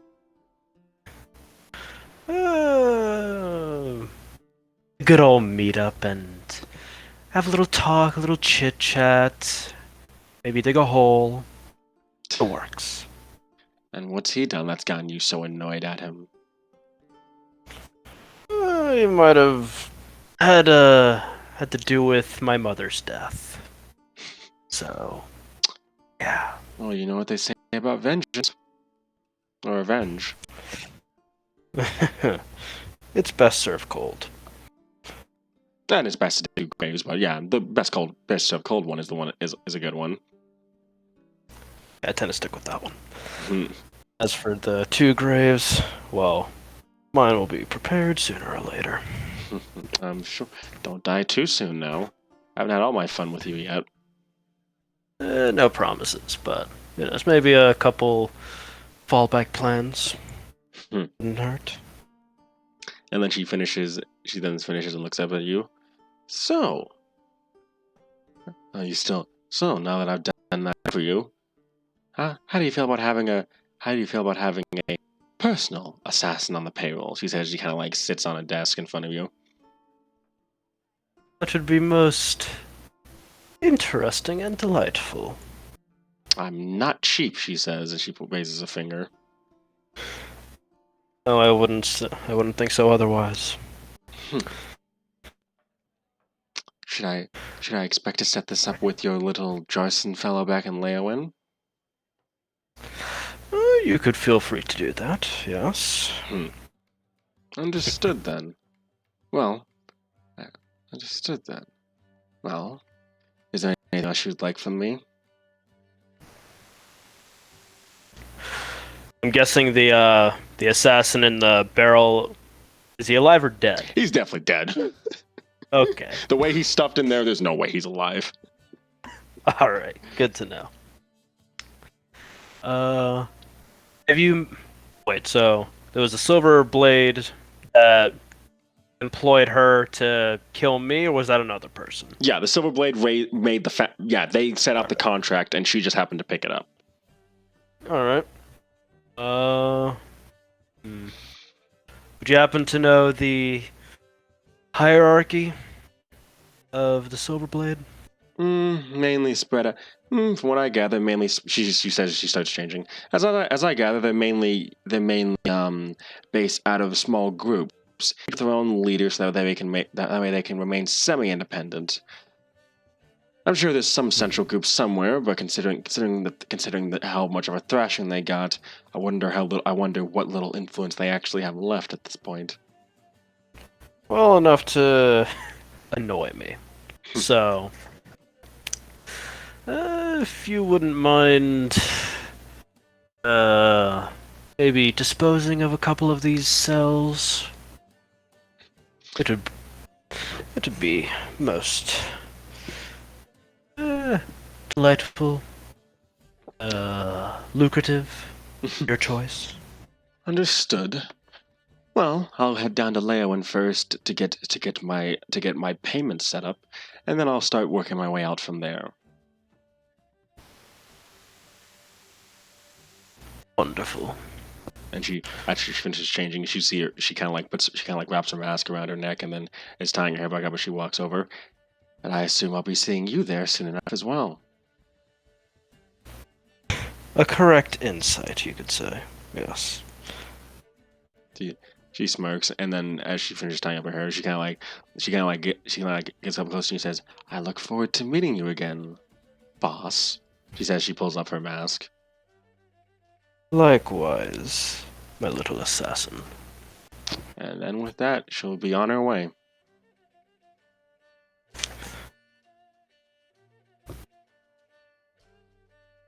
Nice. Nice. Well, that's some business taken care of. Mm-hmm. The question is, can I afford all this? The question of the day. With that, though, Callan, is there anything else you'd like to do?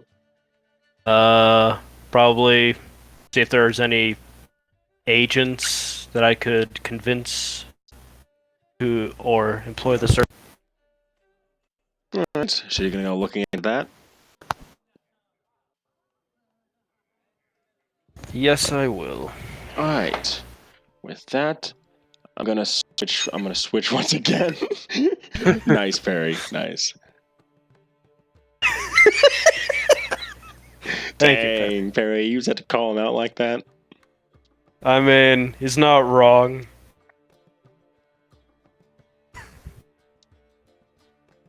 Alright, Aldwin. I'll go back into my hole, don't worry.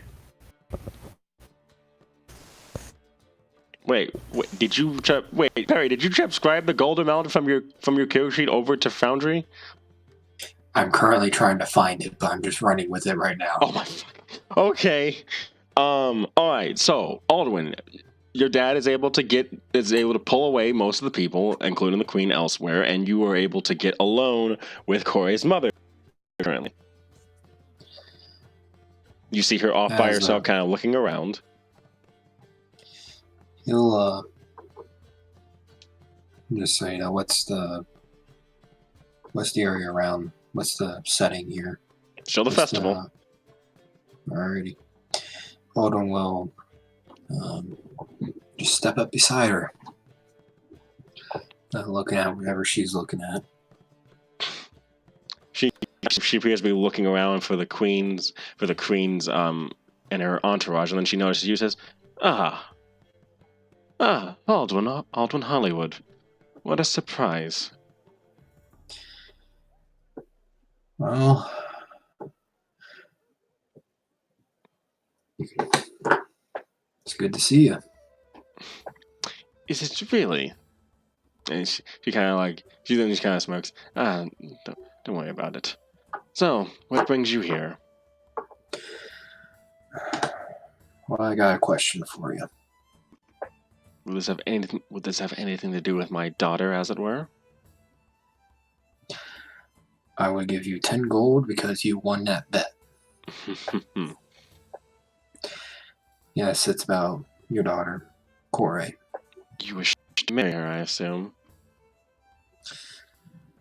You're making this far easier than I thought it would be. But yes.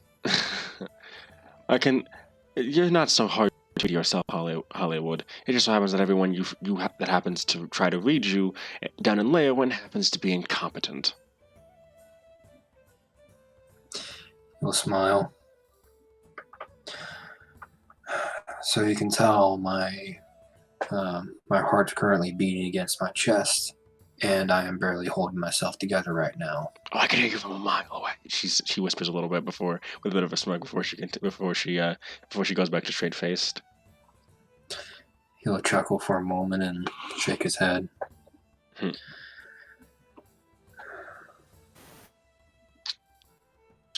So you have power now, from what it seems. Yes, I am landed, so to speak. But also I am head of a knightly order, the Jade Knights. Sounds like you have a lot of political and military power then. To a certain extent. To be honest with you, my power is curbed by the council.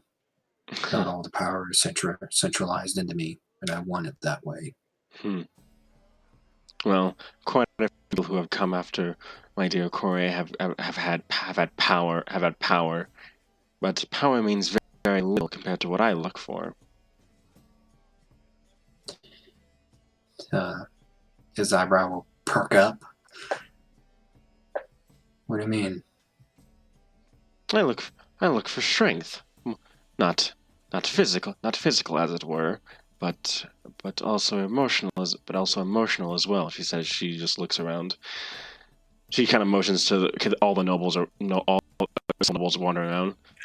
Out of all the nobles in this festival, I could pick out a handful of them that haven't cheated on their spouse yet. He'll nod. While power is one thing, strength to be able to care about others, to be able to bear their burdens when they need you is a whole nother thing. And most of these people don't have that.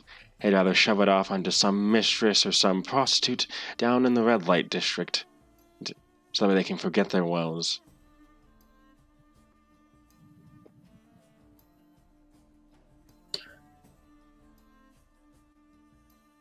He'll nod. That is the exact opposite of what I'd like to do, of what I'd like for anyone to deal, of what my daughter would deal with. Thank you. That is fair. You don't want her to grapple with the crises that an extramarital affair brings to her emotionally and mentally. Yes, my grandfather and grandmother went through enough of that, and I made sure that wouldn't happen by making sure that Lycerius was tied around my finger so he couldn't get it. But you, on the hand, I'm sure Corey could try. You seem a lot more willful in that regard. So I need to make sure that you will not do the same to her that keeps befalling these other nobles.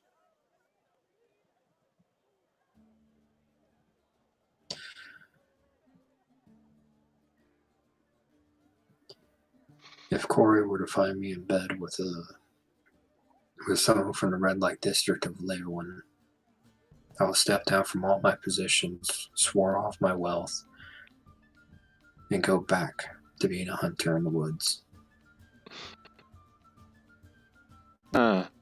That's most likely the easy part. The hard part would be living with what you did.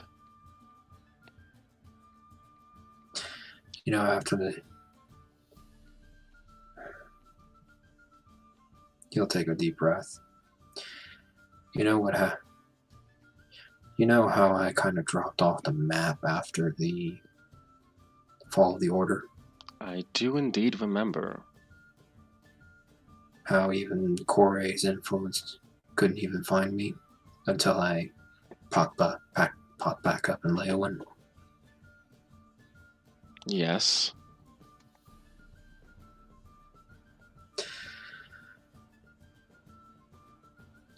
That time was spent me trying to reconcile with me running away from the Order and watching it die.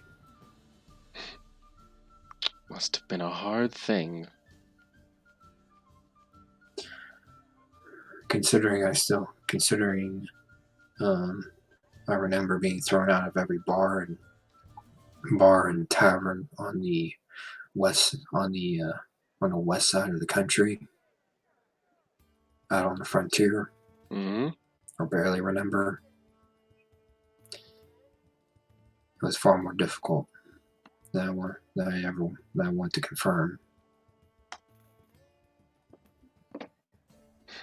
The nightmares, the questioning, and the anguish I had to process on my own. Yes, I had my peers around me, my now, you could say now student and partner.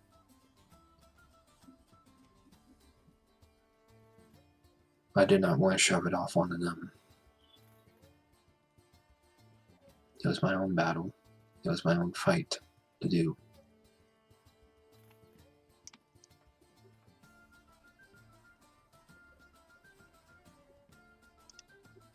It was only me and the deities could even come close to unraveling it.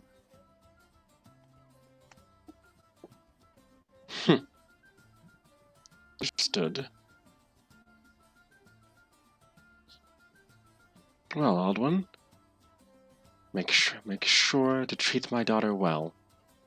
Because if you don't, because if you don't, beyond what you'll have to deal with in your own mind, I think the hell you'll face in the material world will be much worse than the hell you'll face when I just with a smile.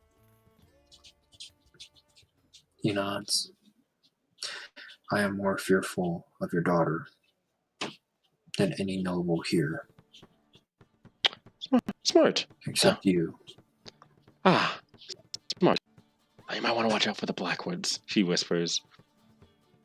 So, Considering Bruticus had to take out 2 of them while I was here already, I do not want to think the trail of bodies that are behind me right now.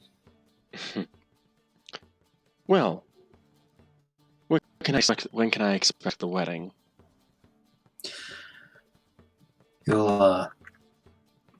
She'll see him pull out a small little calendar book. Start flipping through it. I did speak with her before this trip. Summertime is the general area right now. Probably late summer to make sure that we avoid the summer heat. It's dreadful over in Leowen. But also we want to make sure to give ample opportunity for you and your family. You and her family to be able to make it down here with appropriate arrangements being made. Oh, I'm sure we'll be able to make it. We'll be even closer from what I hear. He'll smile. I know. But even if the royal court's moving, there still needs to be arrangements made here for you to move. I assume. Yes, I'll be following the queen, so. When I get back to Leowen, I'll make sure to mail you a catalog of real estate openings that you can take. Understood. And also, if you try to sneak down, I have it set up that any noble moving into town, their notice of moving is on my desk the morning before they come, or the week before they come. Understood.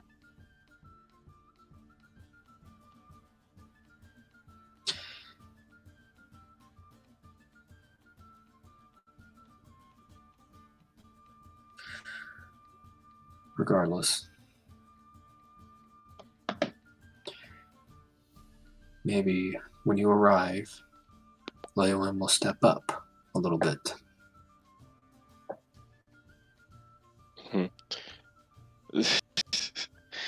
I suppose we'll see then.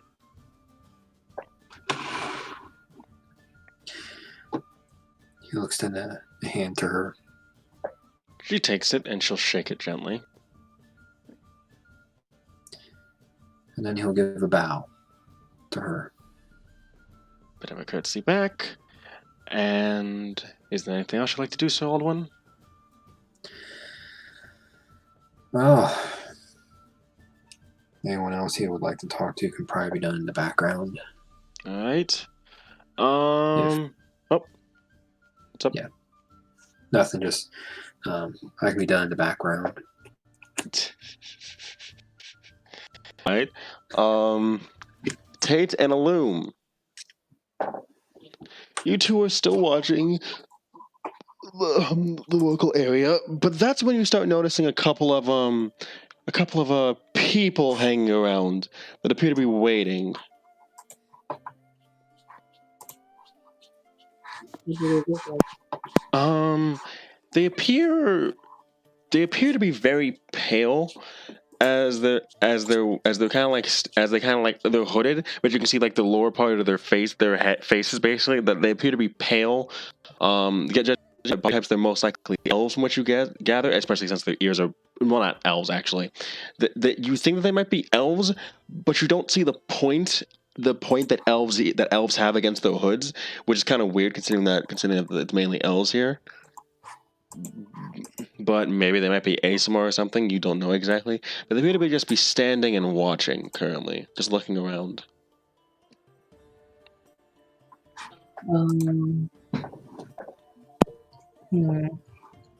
Well, Tate can have. I know it was Vale. What was the other guy's name again? Azazel. Azazel. Yeah. Tate can have Vale go over there and see if they need help or anything. Let's be friendly before we start being suspicious. Okay. So Vale will walk over to them, and he kind of like talks to them a little bit, but they seem to be, from what you can tell, they kind of seem standoffish. They're kind of quick to the point, and kind of like we're fine, we're good, don't need anything. From what you gather, it seems like they can't really speak Elvish that well. Actually, like they only know like snippets of it, like we're fine, okay, please leave us alone, stuff like that. Like they don't seem like people who lived here. So they're not Elvish. Definitely not. Can I roll? What would it be? Either investigation or perception or something to see what they could be. Roll me perception.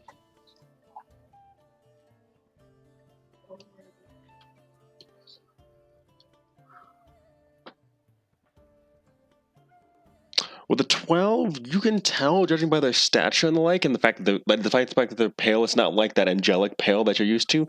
These could be humans.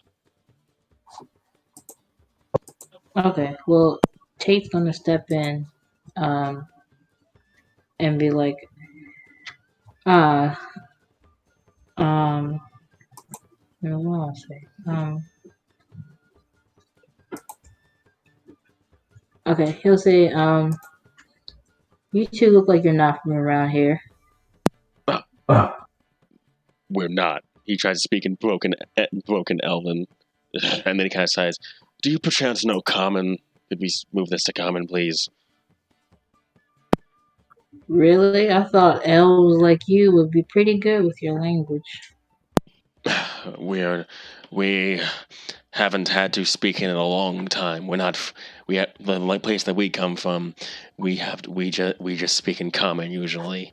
We haven't really been taught Elven that much. Okay, what are they wearing again? So they appear to be wearing they're wearing travelers' cloaks, like the brown, dusted hood up and everything.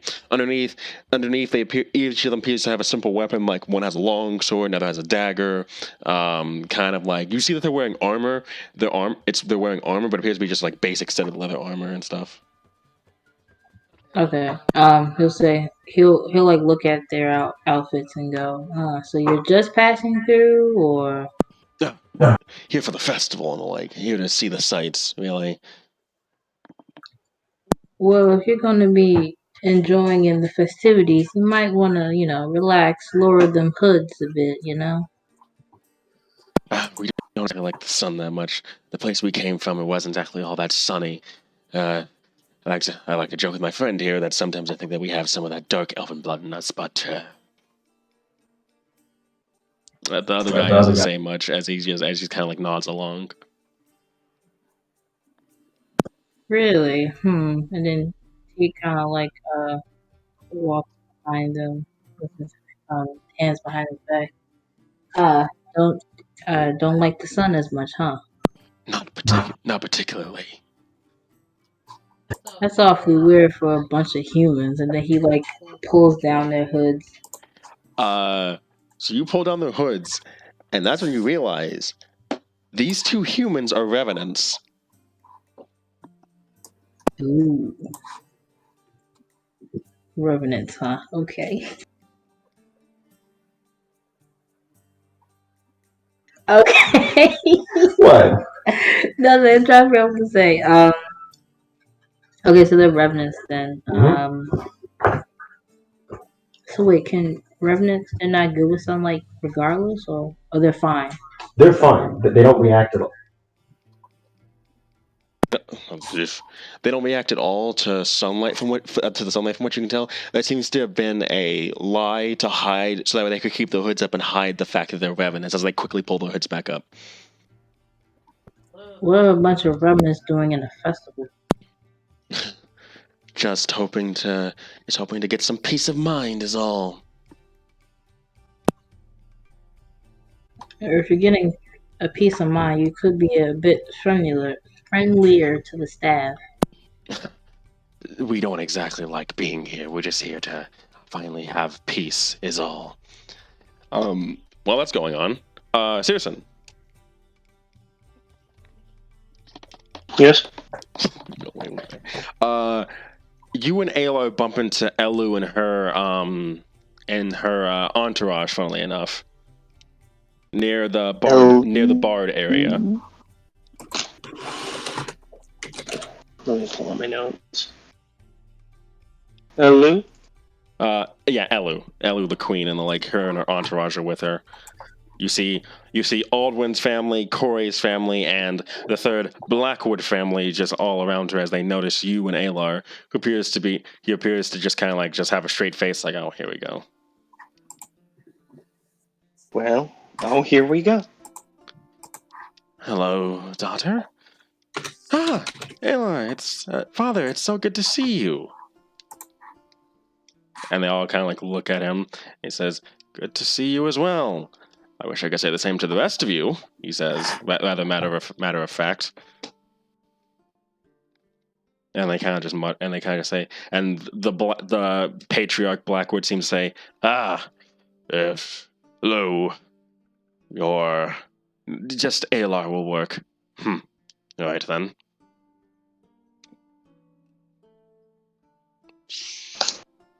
Searson, how have the festivities been?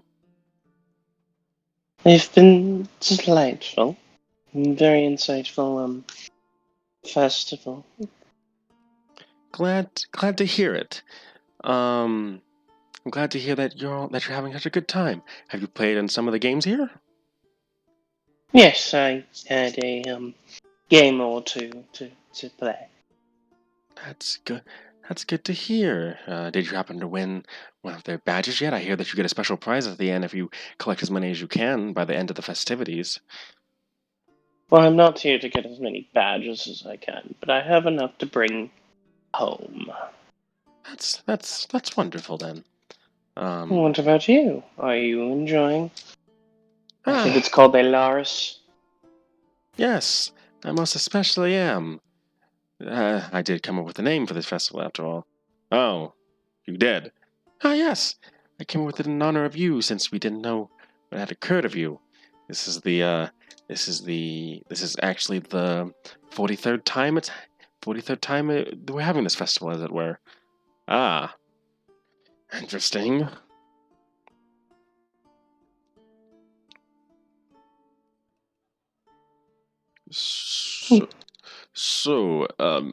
The patriarch Blackwood says, "So you are the son from Leowen."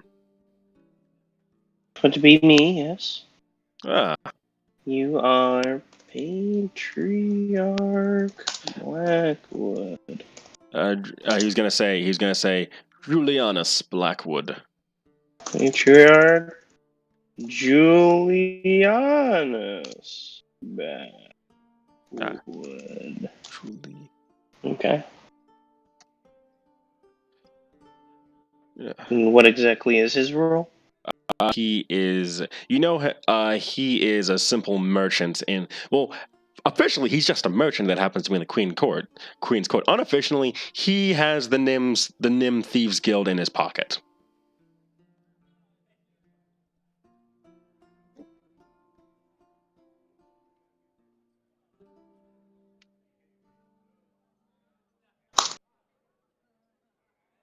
Okay.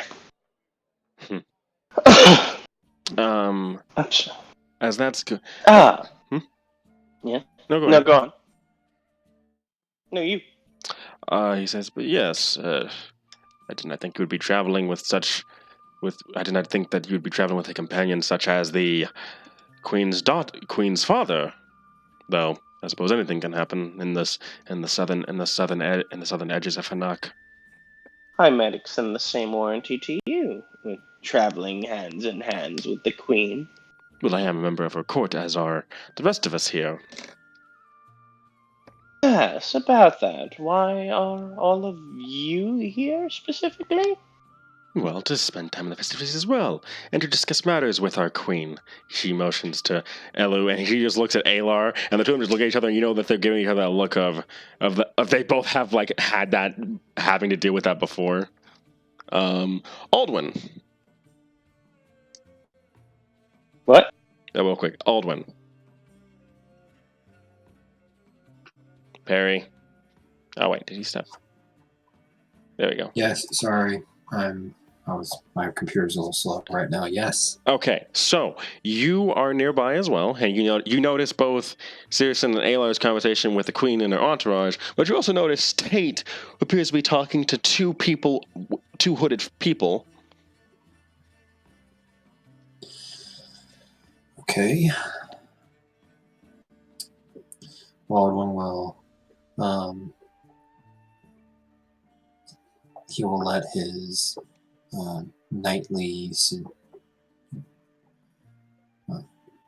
security senses take over, and he will step over to where Tate is. Okay, so Aldwin approaches Tate.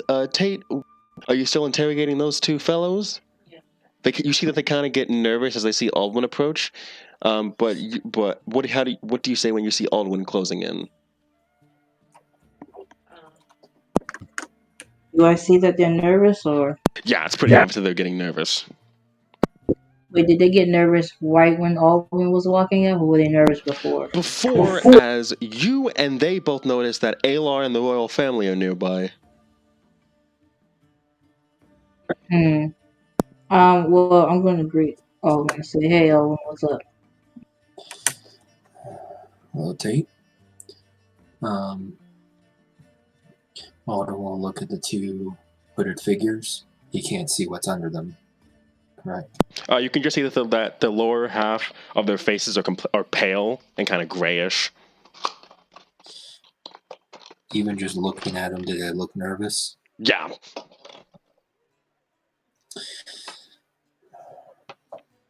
How close is an alleyway right now?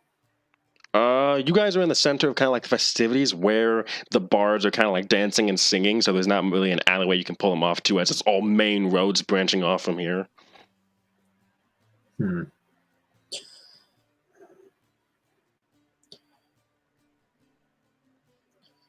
Okay. Alden will look at Tate, and he'll kind of have this expression of, well, maybe, no, not right now, not right now. Is there something the matter here? He'll look at Tate and back at the two nervous people. Well, I just caught a couple of revenants. First I thought they were some shady people, but I'm trying to figure out what their deal is. Alden will cross his will kind of cross his arms.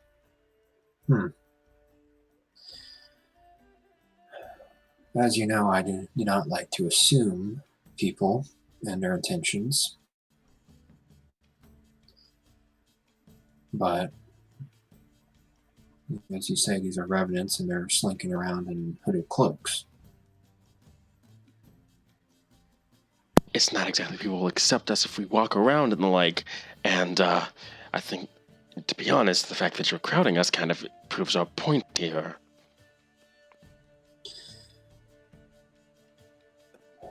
He'll sigh. That's fair. Yet as a knight, my senses took over. I saw my security chief talking to you two, and we are within 50 feet of the queen of the country, of the kingdom. Forgive me if I'm ready to take you out back and take you to the jail and throw you in there. They both glance at each other. While that's going on, Searson.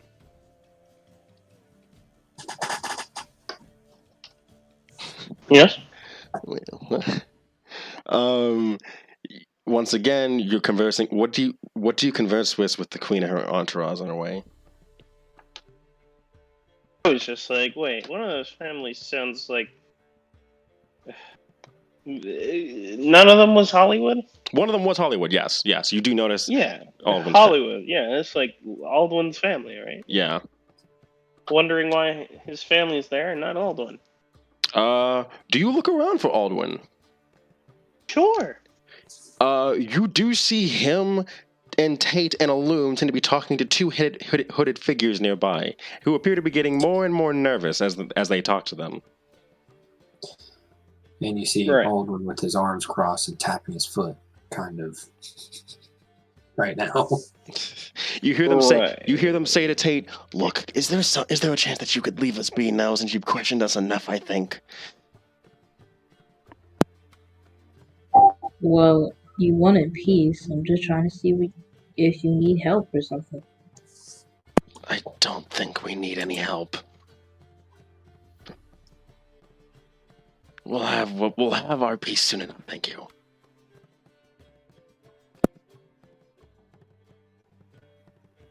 Can I have a little insight? Go ahead. Can Aldwin do that? Yep. Anyone close by with an earshot can roll insight.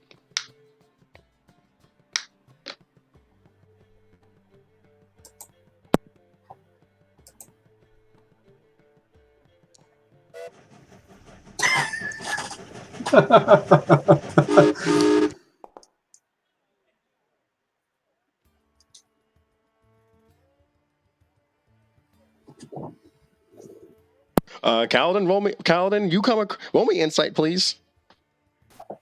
What did I just walk in on? Okay. Also, I assume Insight. Searson's gonna roll investigation instead of insight.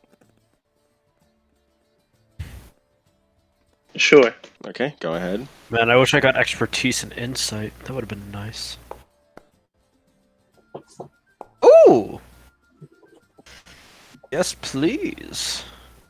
Okay, so it's pretty obvious at this point, except to Illume, because he got a 0, that these guys, that when they say peace, usually when revenants say they want peace, it's usually because they want to get back. They either want to confront someone or get back at someone. And when they say that peace is, they'll have their peace soon. And the fact that they're near the royal family, I don't think I need to say anything else, do I? Probably not. Aldwin's gonna look at Tate and Illume.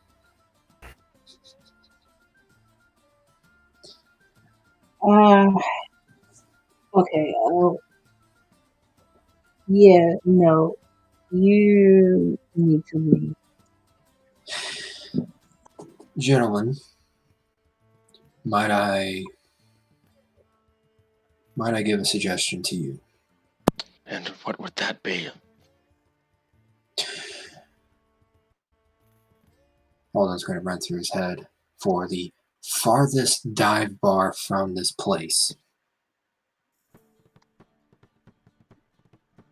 He's going to try to name a bar within, that's as far away from this point as possible. Uh-huh.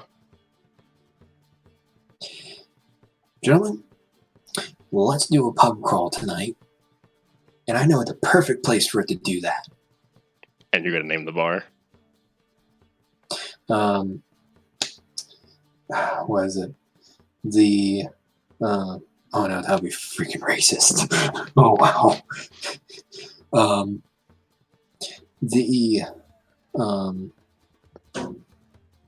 The Queen's Gambit is a lovely little bar that's about 15 miles from here. If we catch a coach, we can get there rather quickly and get the drinking away tonight. I think that will be fine here. Thank you. And while that's going on, Searson. Yes. Another hooded figure walks up, but this time walks up to your group, and Alor kind of like steps in front of Elu as this figure approaches, and then the figure kind of looks up at them and says, he kind of says, "Can I help you?" And this figure you see is from what you can tell, Searson, this figure seems to be kind of shaking somewhat. Gonna cautiously step back and point my sword at them. They kind of like look at Aelon and say, "Alar, Daenerys, right?"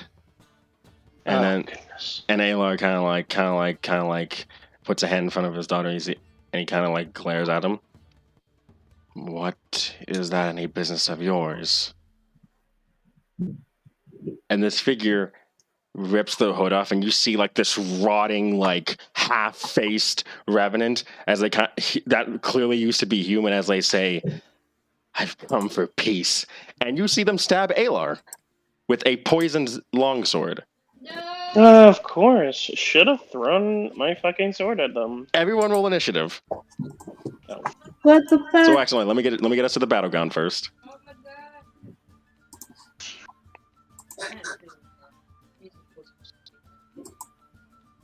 Okay, so I wish I could cart 2 of these guys off to jail. Never mind. let me just get this battleground set up.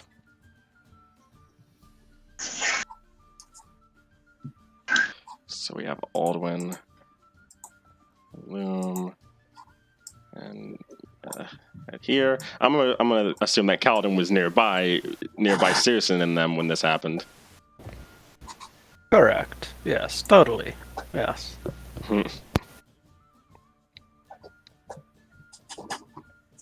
Okay, so now.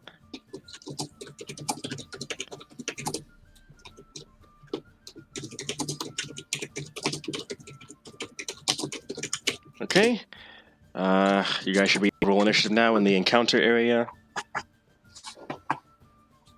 The Gravediggers dive! Oh my fucking god!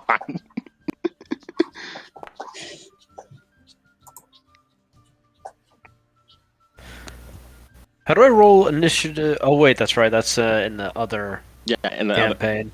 it's in the other tab, the fist. I'm just like, wait, I have advantage, but no, I don't. Unfortunately. All right. Come on.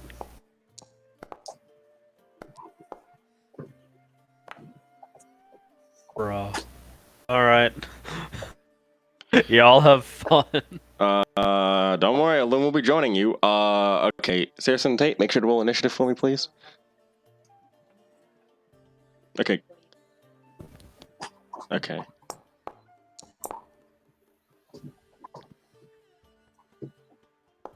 Okay, so give me a second as I need to roll. Okay, unfortunately, Trevor, you got a 5.06. You're not the last one going, though.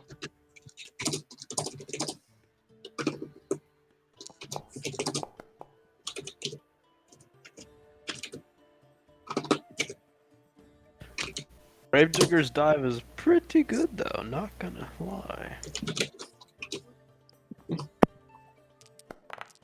That's a lot of dice. Okay. What the hell? So, Alar is going to take 49 points of damage, starting out. Jesus Christ. As you see, and we're gonna start. And let me go ahead and get some music started.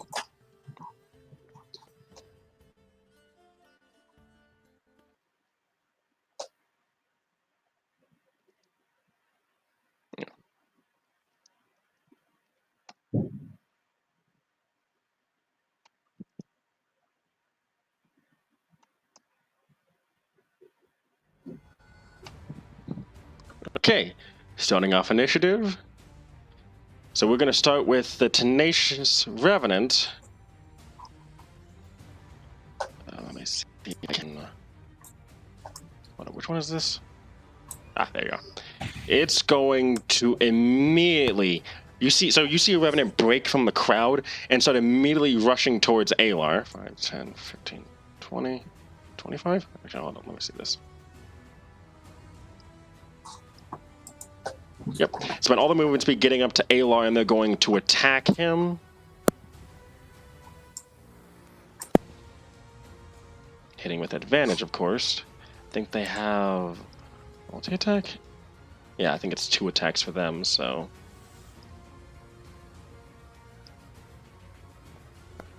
With a 26, they will hit Alar and deal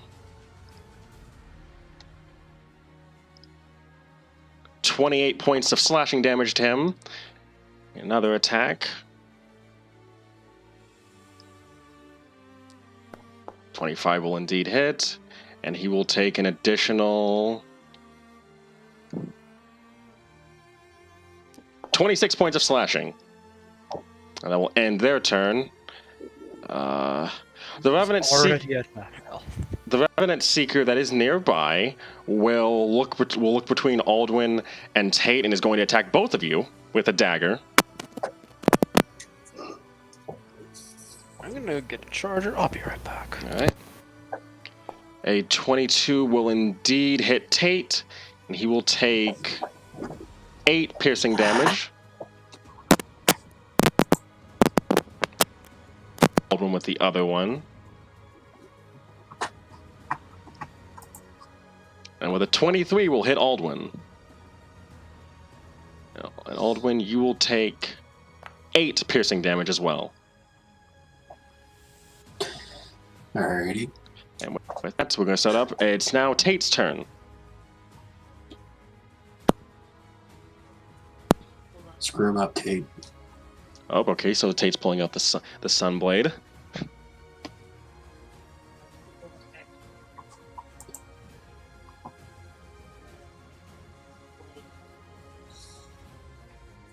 Alright.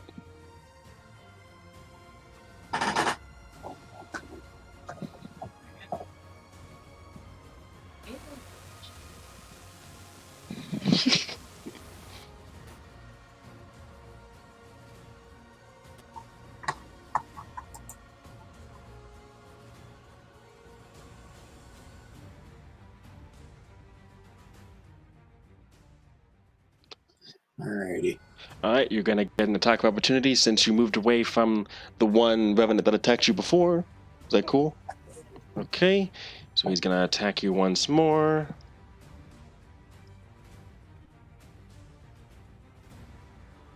I think he will miss with a 17. Alright, continue your turn.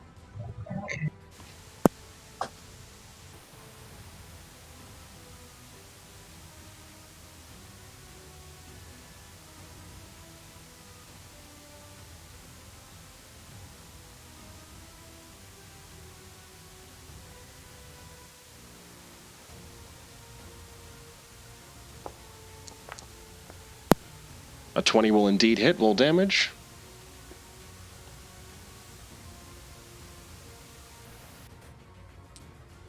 And you will deal, wow, okay. 10, yep. You'll deal 22, you will deal 44 points of damage to them, as you can tell that that the Revenants are weak to both fire and radiant damage. Alright, hit him again. Another one.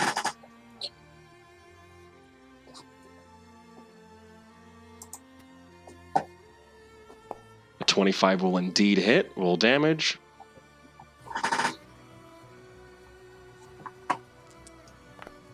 And you will deal 34 points of damage to them. Anything else you'd like to do?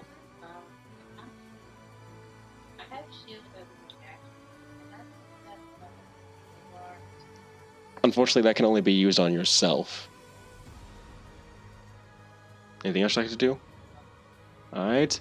It is now Alar's turn. Alar's gonna kind of like rip the longside of him and you see him like spewing up what is to be you see this purple liquid start to seep into his start to seep out of his wounds, and he says, "Poison, but I'm what?"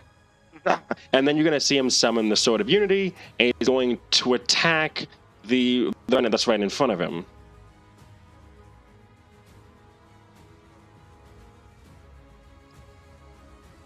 He will hit with a 27, and he will deal.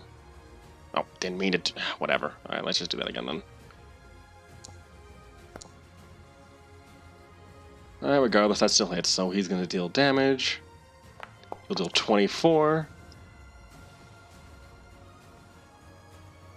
But as he swings again, you see that he's starting to grow wheezy, as he's going to have disadvantage to hit for this attack. And even with disadvantage, she'll hit. Dealing 21 damage. And then he'll swing one last time. Well, actually, no. He's going to try and swing, but instead he's going to have to make a con save. And he will succeed, but unfortunately he will waste his last attack, as he appears to be coughing up that purple liquid now. It is now Ellie's turn, who, seeing the condition her father is in, is going to summon up a... Give me a second here. Sound just came in now. Hello. Hi. Ayla being jumped by Revenants, and he's half dead, or at half health.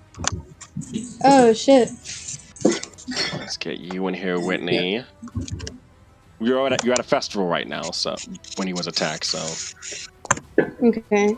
I'm trying to load up Foundry. Come on, baby. Your turn is up next, so noted. All right, so you're gonna see Elu summon what appears to be a longsword, and she's going to swing at the creature that Tate is attacking. She's gonna miss with a nat 1. She's gonna miss with a 13, I think. Yep, she'll miss. And that will end her turn. Whitney, you come across the scene looking for Tate, and you see Alar being horribly savaged by Revenants, and you see your group fighting some of them. Oh shit. Okay. I am going to as soon as this fucking thing loads up, immediately spring into action. Fucking yes, Imperial mandate. I'm going to. How far is Villain away from me? So there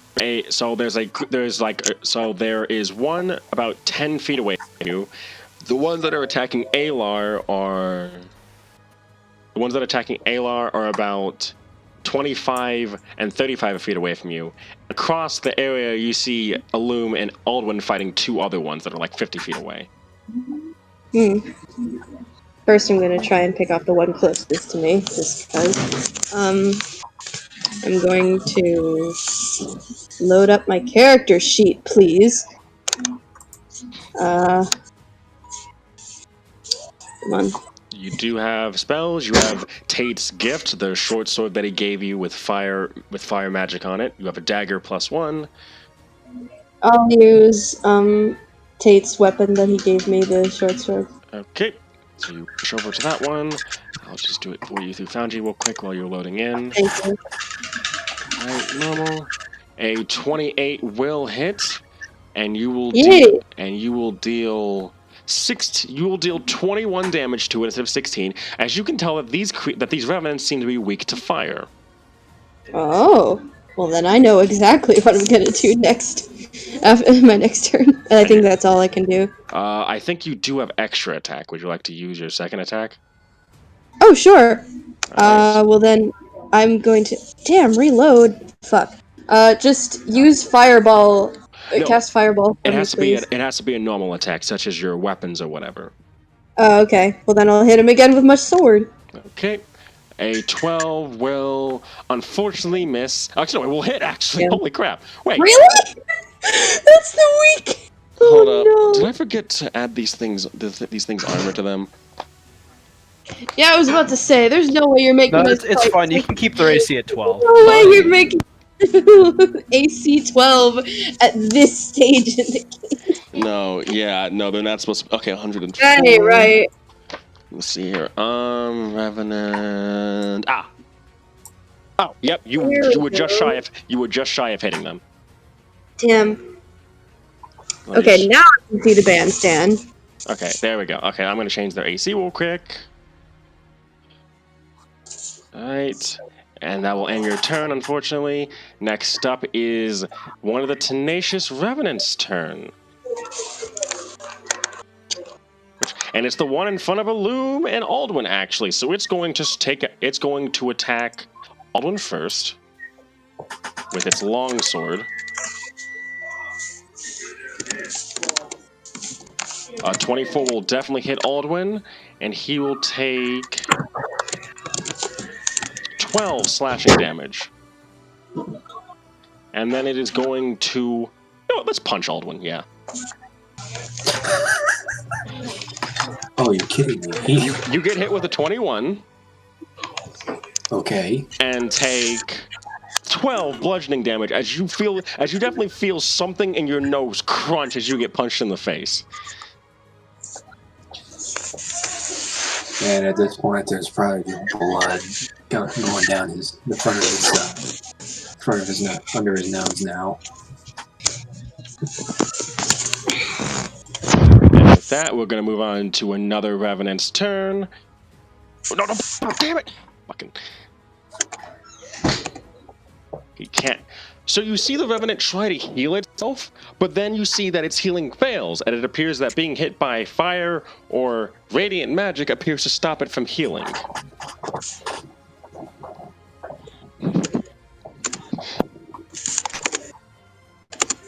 Alright. So it's not going to heal in this case. So, which one is this actually? It is this one. Okay. There's the one that Whitney attacked. So Whitney, it's going to look at you. It's going to kind of like snarl a bit, and then it's going to try and stab you with a dagger first. A 17 will hit. No, boss! And you take 10 piercing damage. And then it's going to punch you. You don't punch me! And with a 12, it will miss, unfortunately. Yeah, that's what I thought. And with that, next up is the Harrier, who kind of like grins as it looks at I've waited a long time for this. As it's going to heal for 30 health.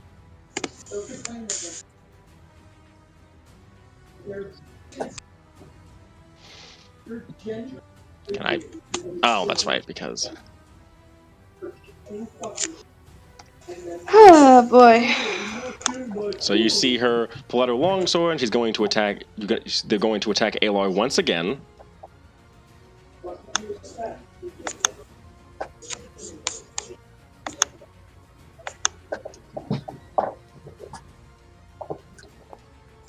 That will hit Alar, and will damage... Alar will thankfully make his con save, so he will take half damage, but he will still take 21 points of damage. Then to attack him again.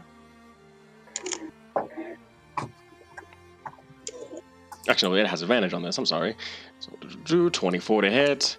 And then you see that the more it hits Alar, the more damage it seems to be doing, as if it seems to hit harder when it's attacking him specifically. As he's going to take 52 points of damage. And then it's going to...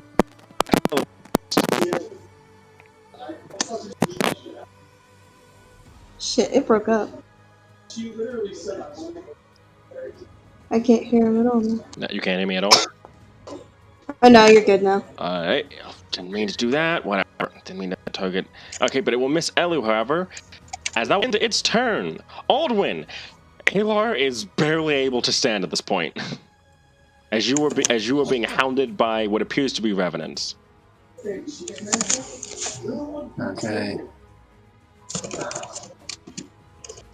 Alright, let me, Alright, let's consider all this. Okay, Alden will look over at Alar, see the thrashing he gets. And as he will draw his scimitar speed to to hack at the revenants before him. He will be shouting for the Royal Knights and clerics and paladins as loud as he can. All right. Who are you going to attack first? That one. Okay, roll to hit. Alright. So, real quick. The Scimitar of Speed allows me to do a bonus action, additional attack with a bonus action, correct? Yep. Well, I have 2 attacks. Using my bonus action will be 3, so I'll make 3 attacks against this Revenant. All right, roll to hit.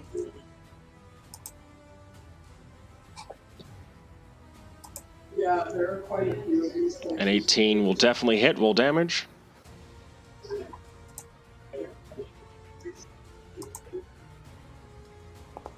You will deal 6 slashing damage to it. All right. Mm-hmm. Have you worked in the kitchen for long enough? I don't know why A 23 will also hit. Roll damage. And it will take 10 damage that time. All right, roll to hit again.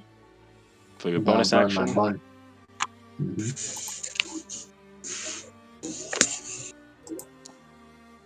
A 20 will hit. Roll damage. And you will do another 10 damage to it. Is there anything else you'd like to do? And then as a free action, isn't it? Yeah. I will lay down Hunter's Mark for the next turn. All right, you will do an extra 1d6 damage for the next time that you hit it. Mm-hmm.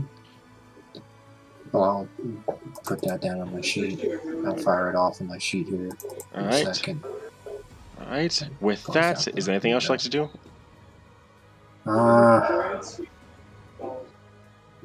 There's honestly nothing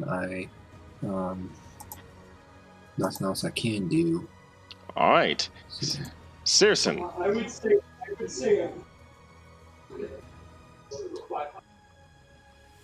Yes? It is your turn as Alar is getting savaged by these revenants. What would you like to do on your turn? Right up here. Wind Saber. Oh, let me type this. Control.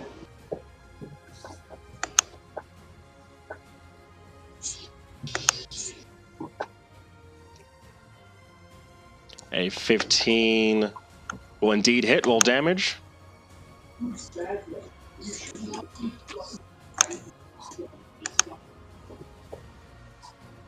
And you will deal 9 slashing damage to them. Is there anything else you'd like to do? I can attack the second time. I don't believe your subclass has the extra attack, but is there anything I can do as a bonus action or anything?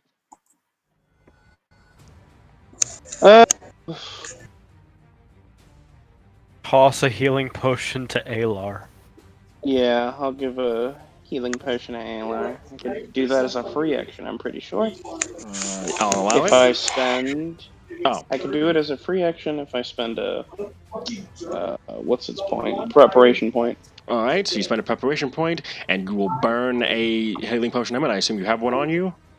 Yep. All right, so make sure to target Alar when you do so, I believe.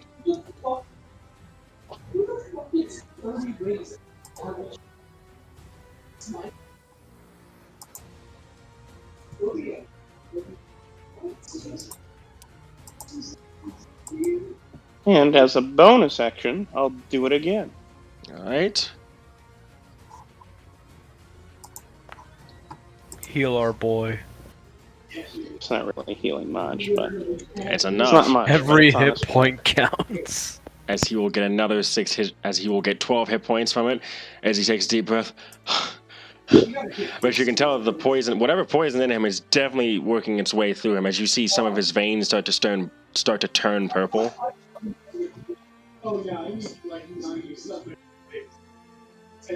Is there anything else you'd like to do? That's it for my turn. All right, Kaladin, it is now your turn. Alright. So, I guess I'll go to over here. Take out my flame tongue, and I assume I have advantage because flanking. Yep, go ahead.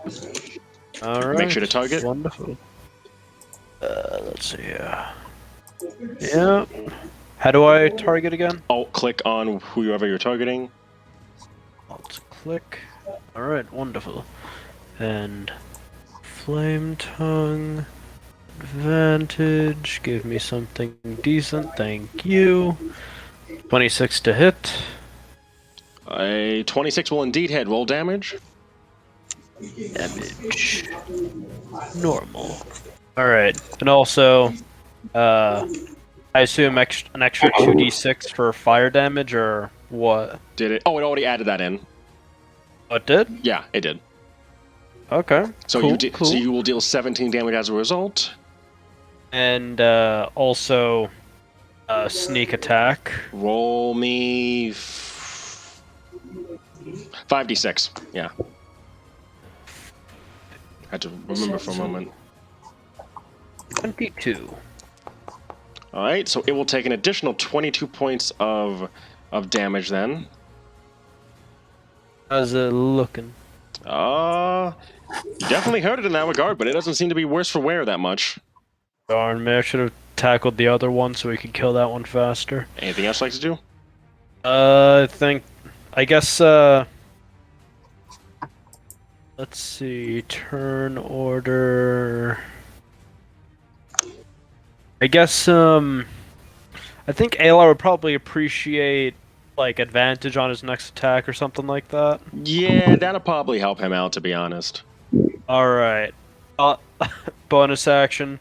I'll help, Alar attack on his next attack, so he'll have advantage. Alright, anything else I can do this turn? I believe that is all I can do. Illume, it is now your turn. Do your thing. Right, cool. I actually managed to be parked for once during my turn. Awesome. So I will, I assume that the closest revenant to me, or the closest foe to me, would be a revenant. Is that accurate? Or Yep. You have one. Okay. There's one that is attacking you in Aldwin. Aldwin is dealing with the other one, and you have one in front of you. awesome. And is that the one that punched Aldwin in the face? Or Yes, it is. It is indeed the one that punched Aldwin in the face. Yes, very good. All right, so I will draw my javelin, and I will use. So the tattoo. I apologize for not reading the background information, but in terms of the activation mechanics for that, does that take time, that kind of thing? To be exact, the tattoo itself, where is that? It's in your inventory. There it is. So the tattoo. All right. So basically, the way it works is when you hit a creature when you hit a creature with a weapon attack, you can expend a charge, deal an extra 4d6 necrotic damage to the target, and you regain hit points equal to that target. Also, when a creature when a creature you see damages you, you can expend a charge and use your reaction to make a melee attack against that creature with advantage on your attack roll. Good grief! I like this ability. To be clear, this thing has 10 charges. And I need to hold one in reserve so that it regenerates. Is that correct, or that it just never regenerates? Oh no, they come back. It regains all charges daily at dawn. Man, I should have gotten this tattoo early. So I will draw my javelin, and in terms of Searing Smite, do you activate it before as a spell and then apply it to the smite that occurs later? So basically, Searing Smite, you have to cast a bonus action, and it will apply the next time you hit a creature with the object that has the smite on it. Okay, cool. I will do so.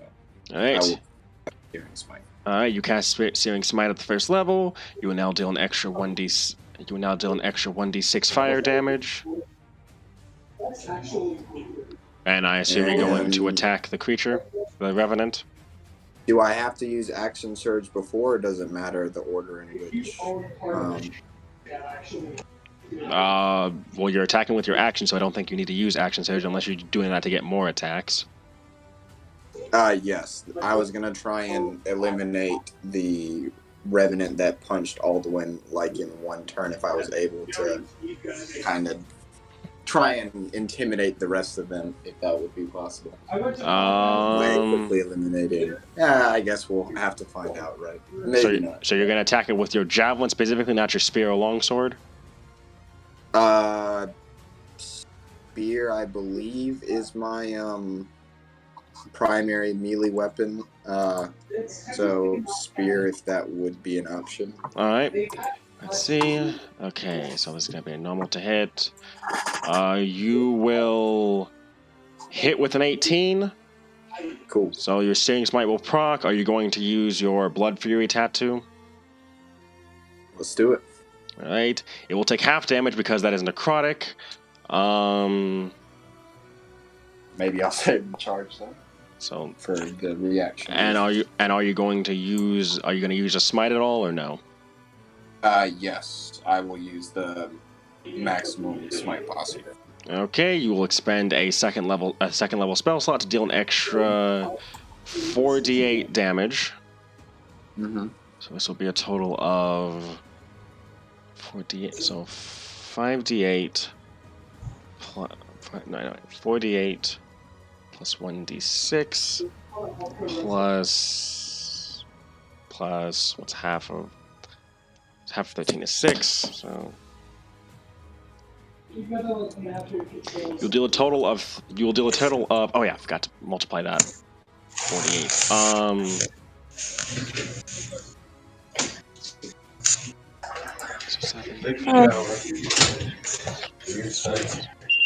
And if it helps in terms of while you're getting things set in terms of calculations, if action surge hits on the second one and that like causes like a total that would make it easier within the calculations, then so your first attack deals 49 points of damage. Ooh, jeez. The Revenant, however, is not dead, nor is it bloodied. That's trouble. Would you like to hit it a second time? It must fall. For right. I assume normal for the rest of these, since your Searing Smite is now gone because you used it on the first attack. So this will be just a normal attack for the rest of them. Right. Yeah. Okay.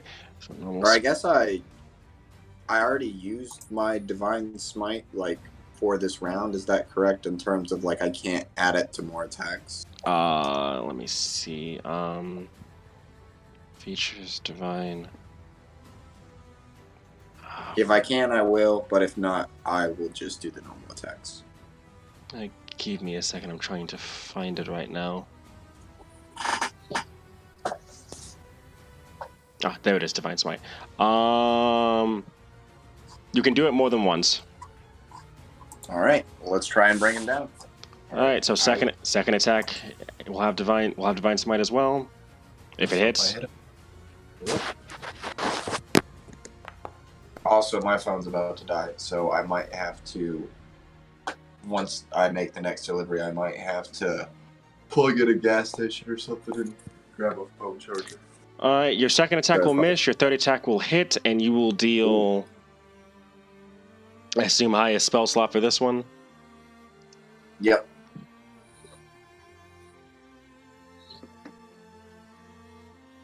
A total of 58 points of damage.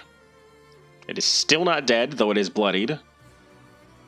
And then one more time. Far away, right? An 18. Will also hit. I assume smite for this one. Yep. You burn all of your third level spell slots.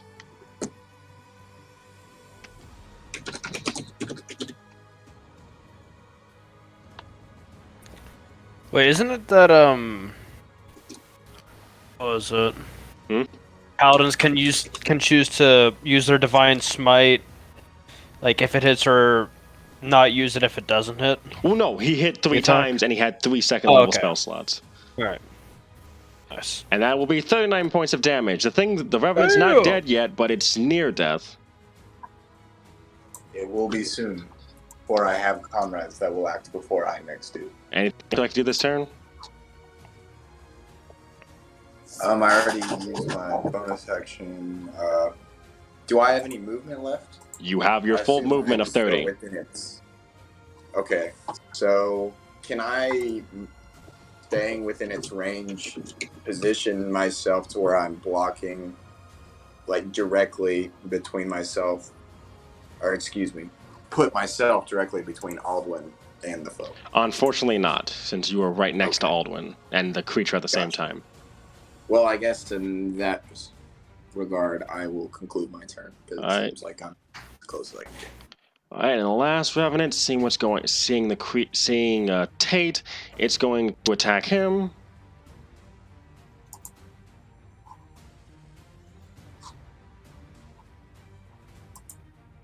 So it will have advantage when it attacks Tate. It's going to try and punch him first.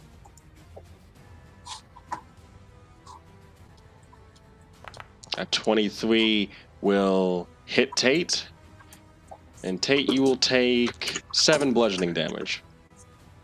And then he's going to stab you with a dagger next.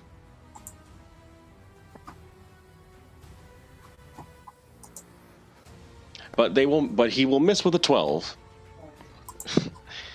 And with that, Aldwin. Yes. Your calls do indeed bring out some nearby knights and the like to assist. Okay. My computer froze just now. I don't know what's going on. Oh, okay. Give me a second.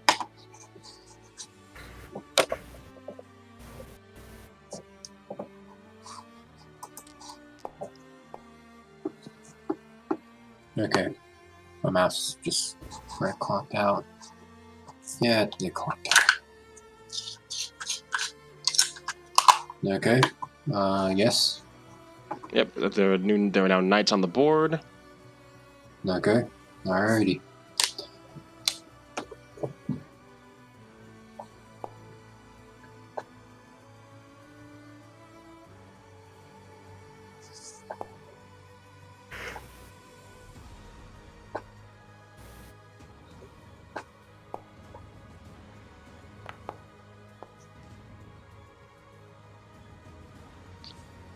And starting at the top of the round, the Tenacious Revenant that was attacking Alar will unfortunately not be able to heal since it took... I think this is the one that attacked Alar, right? Yep. It's going to turn on a heel and it's going to attack Searson, as it simply says, "You will not be denied." As it will attack Searson with its longsword. A 24 will hit. And Searson, you will take 7 slashing damage. And then it's going to turn on a heel, and it's going to attack Tate next with advantage.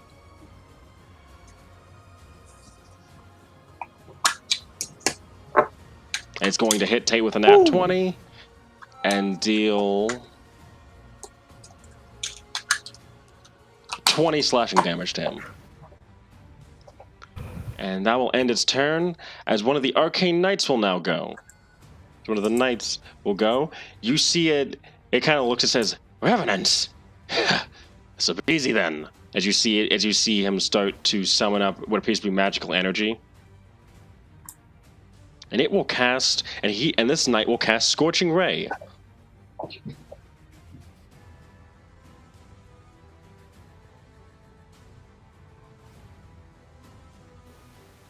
Hell yeah. Cast that ray. And he will hit all 3 with a 19. Damn. Nice. And will deal 14 fire damage to them. Nice. And that will end it. And that will end his. And that will end his when he says, "Protect the queen."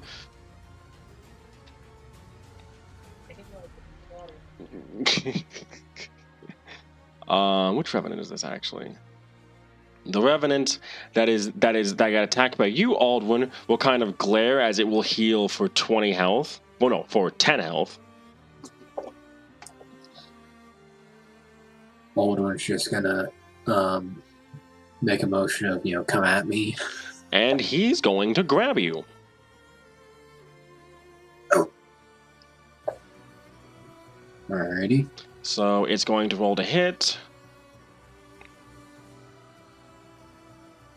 It'll hit with a 22, I think.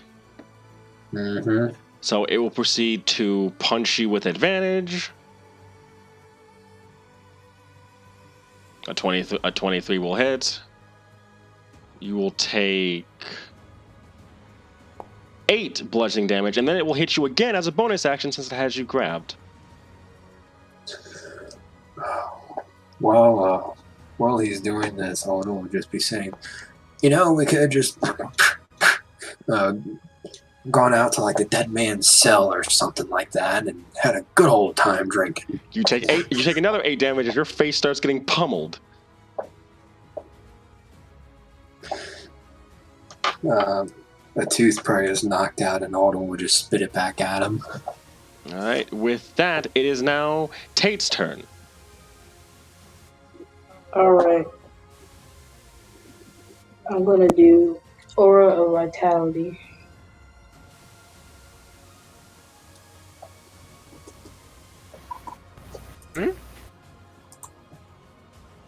All right, so you'll cast that.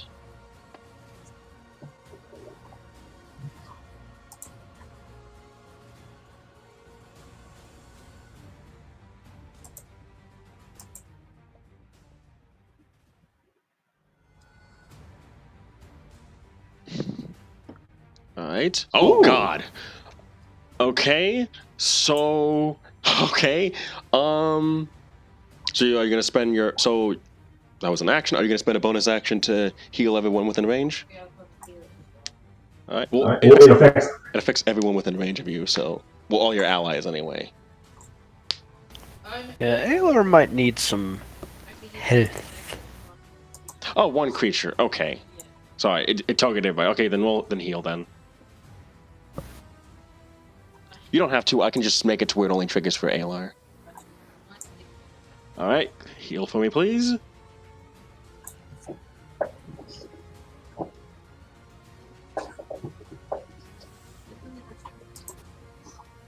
What's it saying?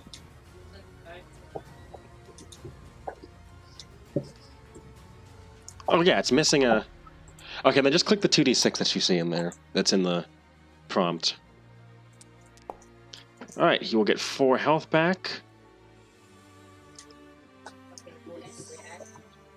Okay, you're going to use Action Surge. What else would you like to do? Alright. Alright, jeez, that's a lot of people. I'm the people you have talking, and I'm like, jeez. Yeah. So you might have to untarget them in this case. Myself? Okay.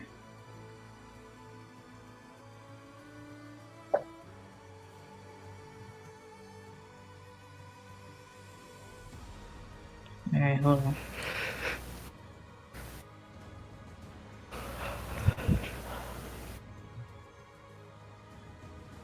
There's one more underneath the tile in front of Whitney.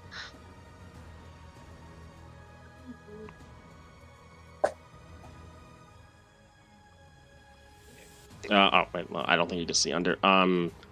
Should be right. Yeah. Okay, there you go. All right, now target the one you want to attack.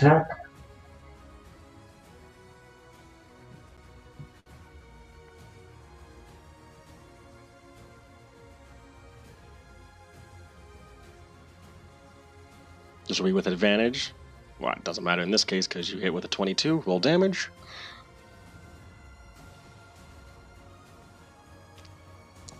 You will deal 36 damage to this Revenant as it appears to be barely able to stand. Well, you'll have advantage for this.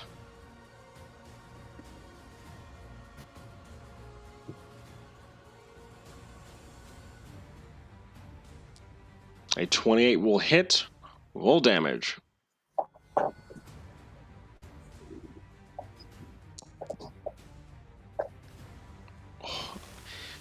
You hit it. You hit it for 48 points of damage, and it is barely standing, but it is still up. Okay. No, just an action. Wait.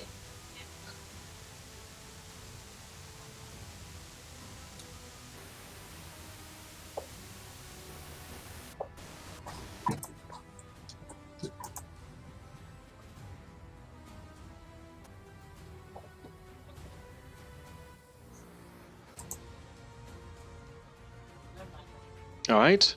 With that, Alar's going to go next.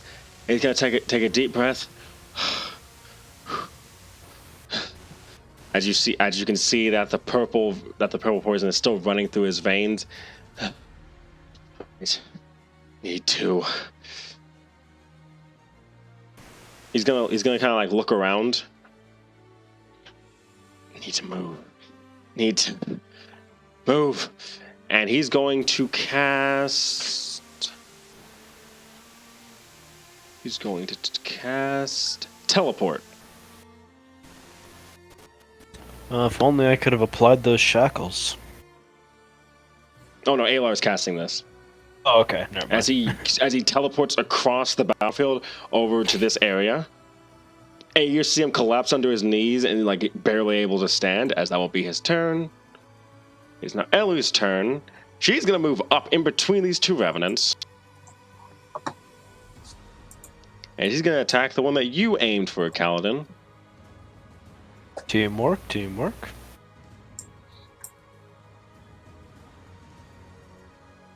A 27 will hit, and she will deal 15 slashing. And once more.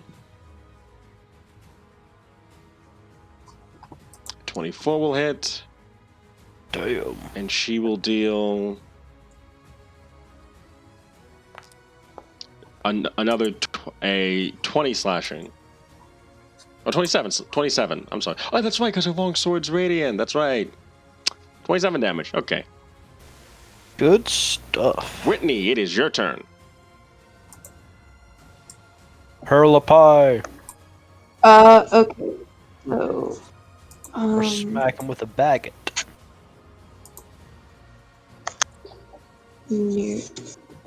Hold on. The red tiles, like, I don't know. Those don't mean anything. Give me a second. It's just that Tate has an aura going on. Oh no, I mean like the enemy tokens, rather. Mm-hmm. I can't see which ones are dead. Are any of them dead? None of them are dead yet.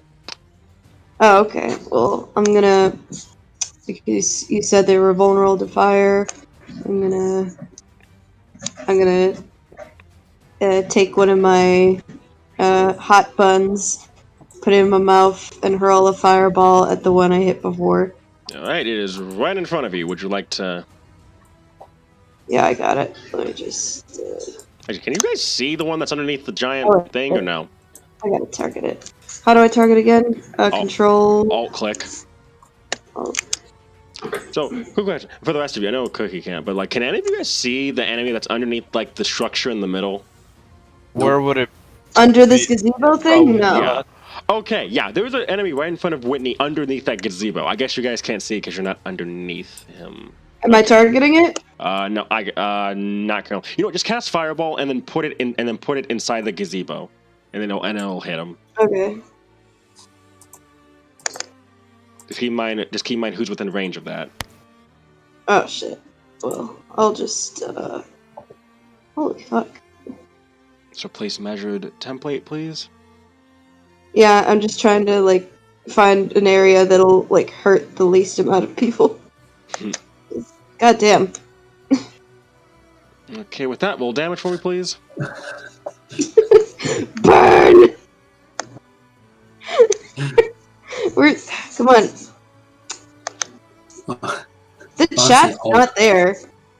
I can't see where the thing came up for my damage. I got it then. Yeah, sorry. You're good.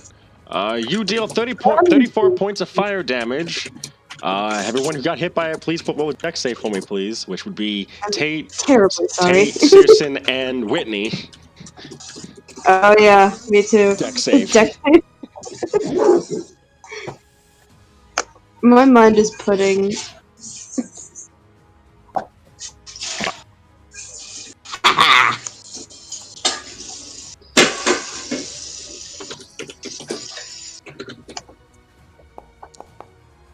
So 10. All right.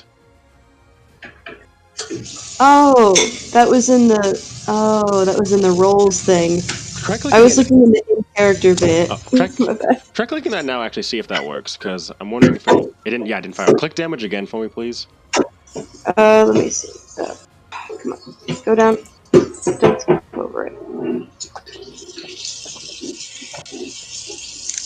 There we go. Okay, there we go. And saving throw dexterity. Can we keep the first one? I will say that you do. Well, okay. So let me see. So let me see before. So before. It's because of the thing. All right. I'll just take. I'll just hire. All right. So Winnie will take half in this case. Yeah, I didn't think that through, but you know what? What? It's fine. Searson will take the full with full 31. One of the revenants is turned to dust as it's hit with a fireball. Yay. The Arcane Knight will thankfully move out the way, like, oh god, and kind of like just dive bomb out of the way, but still get burnt somewhat. Tate will take 7 fire damage as he just kind of just brushes it off, kind of. And then another revenant will get burned once again. As the one that was in front of you, Whitney, takes a lot of damage. But the revenant that was between Searson and Tate has basically turned to dust. Well, alrighty then. And with that, is there anything else I should do this turn? No, I'm good. Okay. God, I love that token fireball animation. Anyway, Yeah. next up is the Tenacious Revenant's turn, the one that's barely alive. It's just gonna kind of stare at you, Whitney, as it sees its skin start to shrivel up, and it says, "Even if you kill us, we will return to kill him," and then he will attack you. Excusez-moi, putain? I'll fuck you up. I get you. It's going to punch you. Try it, bitch. It will hit with a nat 20. Are you fucking serious? Every time you talk shit, Whitney, you seem to get hit. You take 17 points of damage. Oh, fuck me then, I guess. And then it will hit you with a longsword.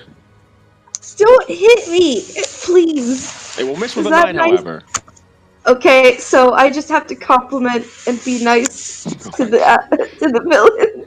Next up, and then they won't hit me. Next up is the Revenant Seeker. I think this one got hit by a fireball, if I'm remembering which one it is correctly.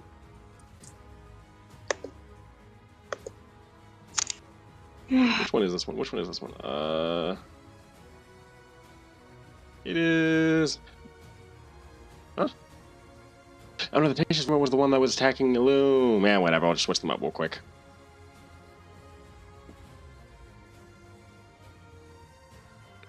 I always have it to where this guy's attacking a loom instead.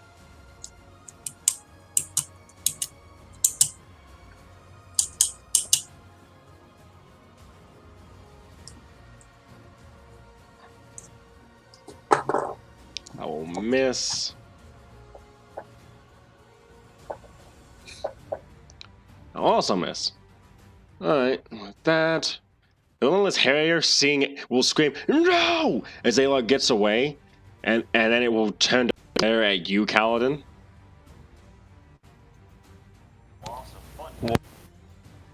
What?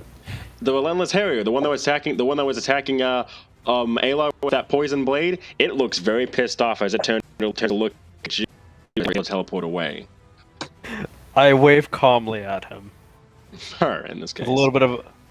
I wave calmly at her with a smirk on my face. Yeah, that smirk's not gonna last. She's gonna raise her poison longsword, and she's gonna attack you instead. Well, shit.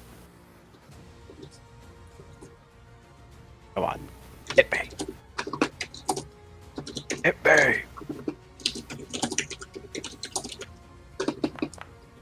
A 19 will miss.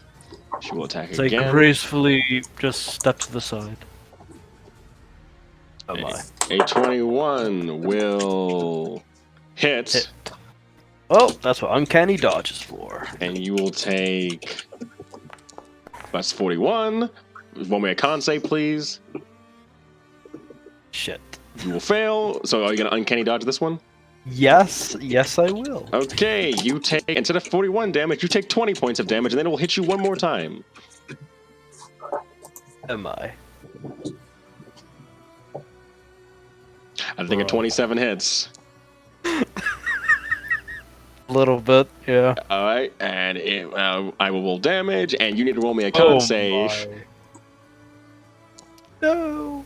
You will fail and take 47 points of damage. So 2d8 of it being poison, 2d8 plus 5 of it being poison, 76 of it, 2d8 plus 5 of it being slashing, 76 of it being poison. I'm getting that blade after this battle. All right, and with that, Aldwin, it is your turn. Alrighty. So, okay, quick question. Mm-hmm. I am grappled by the what is it? The Revenant. Yep. Yeah, the Revenant Correct. Seeker. Yeah, let me go ahead and grappled on you. Okay. Technically, Aldwin can't bring his scimitar speed to bear against him properly. No, you can. No. Grappled means that your Alright. grappled just means that your movement speed is 0. Oh, alright. Like, I was about to buy his. I was about to buy his face off, but never mind. Yeah, so basically, a grappled creature's speed becomes 0, and it cannot benefit from any bonus to its speed. Okay. Okay then, Hunter Mark. I'll burn my bonus action for Zephyr Strike. All right, make sure to cast it for me, please. Will do.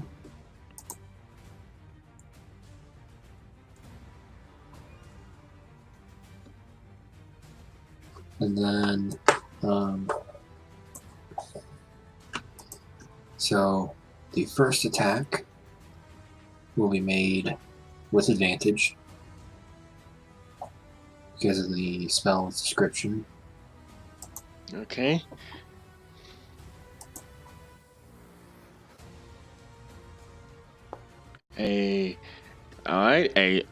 So a 20 will hit, and you will add 1d6 from Hunter's Mark and an extra 1d8 from your first attack.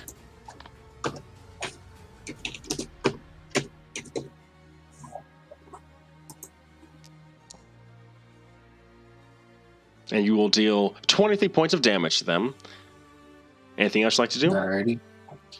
And I'll make my second. Yeah, I'll take my second attack on Alright. this fella.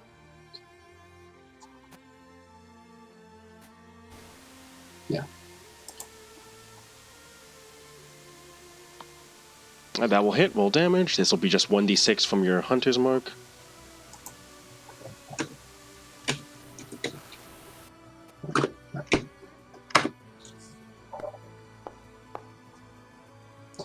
Alrighty. Alright, and you'll deal 13 damage to them. Anything else you'd like to do? No, aside from spitting in the guy's face because he has me grappled. Alright. Searson, it is your turn. Alar was thankfully able to teleport away from the situation, and the Revenant that was between you and Tate has turned to dust. What would you like to do?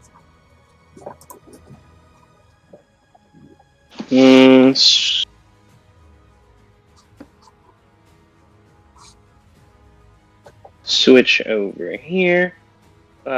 Give Illum a little help as a bonus action and as the full action.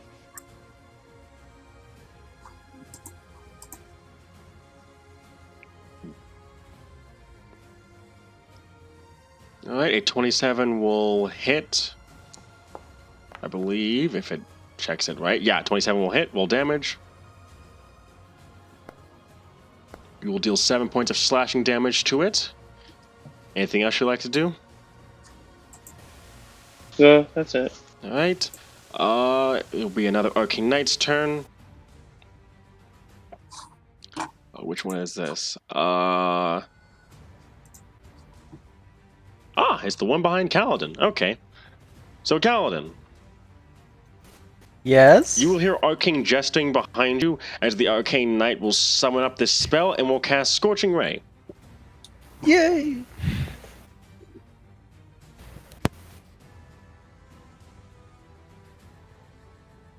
Shoot her! Shoot her! And he will upcast this at the 3rd level.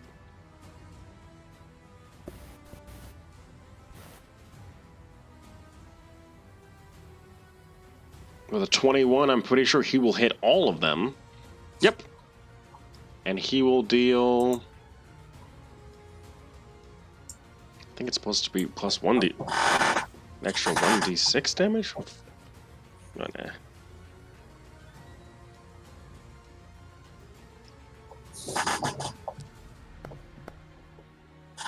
Alright, so that will be a... So, you will see Revenants... 3 Revenants across the board all take fire damage, as the one in front of... I think that's the one in front of Whitney. Whitney will...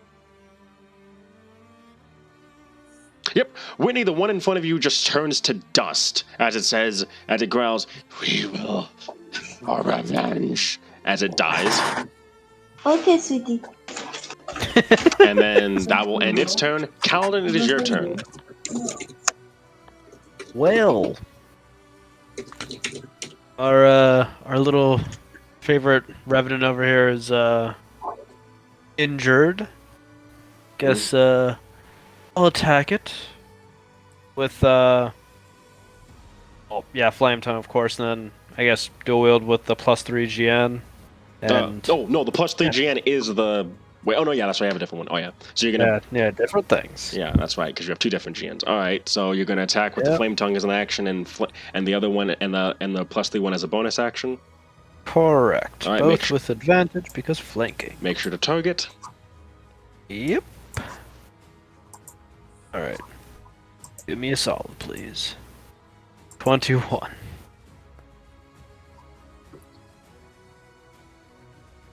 Alright. That will hit, roll damage, make sure to add your sneak attack. Situational bonus, 5d6. Only 26. Interesting. Alright, you will deal 30 damage. Nice. Alright. And then, once more with the Jean. Hooah. A 26 will hit. Wait, that was supposed to be with advantage, but whatevs. Roll damage. Alright, damage. What? Oh, okay. 1d8 plus 3. Is there no damage dice? Yeah, I forgot to do that. Okay. So, 9 damage. Alright, it will take 9. So they will take 9 damage. Anything else you'd like to do this turn? That is all I can do. Okay.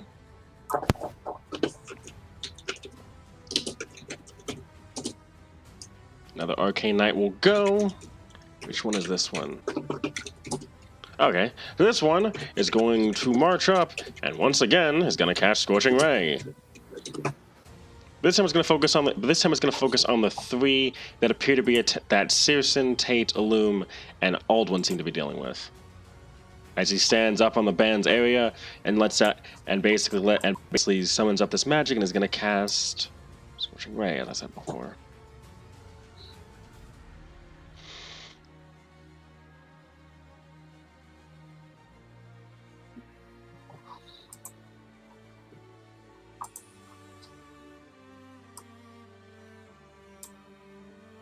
A 25 will hit all of them. And then he will deal 14 fire damage to all of them, killing one of them. Which one is it?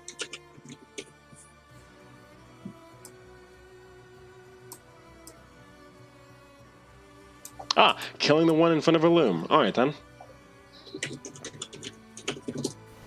Good stuff. All right, with that will end that Arcane Knight's turn. I think next up, next up is Loom.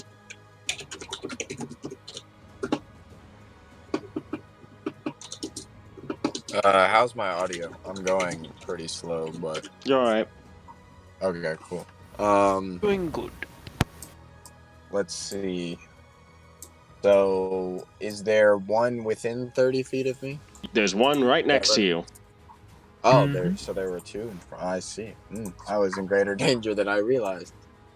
I will use my spear to attack twice and use Searing Smite beforehand if I am able, and I will use, I guess, the second level spell slot would be the highest I could spend on those Divine Smites. Unfortunately, so after casting Searing Smite again, all you will have left will be one first level spell slot.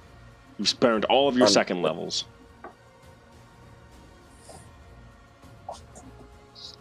And then I will use my end to cast that. That's my bonus action, correct? Yeah, for Searing Smite. Roger that. So, and then in terms of movement, I presume it would still be ineffectual for me to move in terms of creating a greater barrier between our allies and goodness gracious, and the enemies they face. Yep, basically. All right. Well, then I will end my turn after dealing as much damage as I could to the threat in front of me. Okay, so Finish him you off, ladies and so you gentlemen. kill the first Revenant, Ah, yes. smiting them into pieces, smiting them into ash, and then you turn. I'm going to assume you're going to attack the one that has Aldwin grappled right now.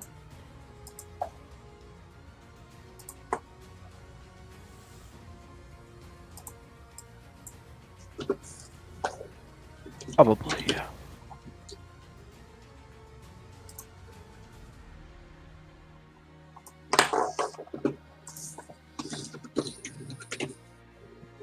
25 will indeed hit that one. And he will deal Searing Smite to this one, which will be 1d6 times 2. You will take 11 fire damage, as it is barely able to stand. And so the knight that's near you, Aldwin and Loom, is going to just attack the one, to attack the Revenant next to it with Glaive.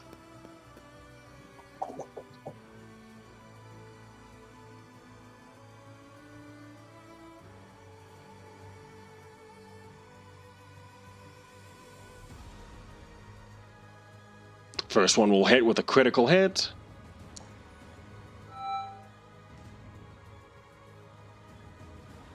And he will deal 20 slashing damage to it, outright killing it.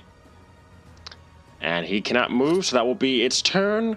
So we move up, back up to the top of the round, I believe. There's like one left, isn't there? Yep, it's the leader, the Relentless Harrier. Yep.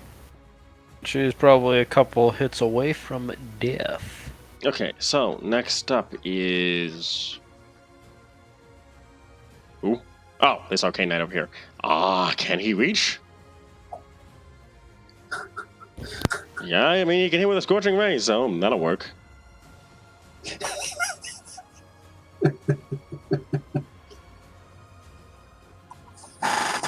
Just consume a second level spell slot. Let's see how much damage if they hit. So normal. A 13 will miss, however. And that will end his turn. Alright, so at this point, Tate, it is your turn. There is just the Revenant that attacked Aloy to begin with that's left.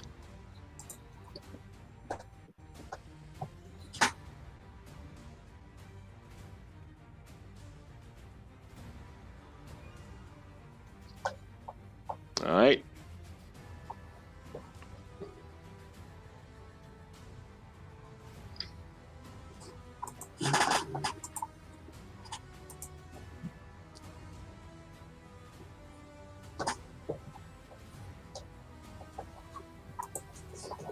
22 will hit. Roll damage.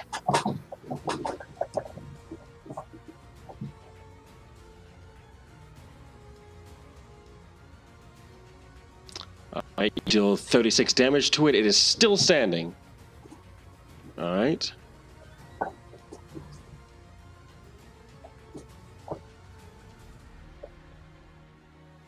A 24 will hit. Roll damage. How do you want to do this?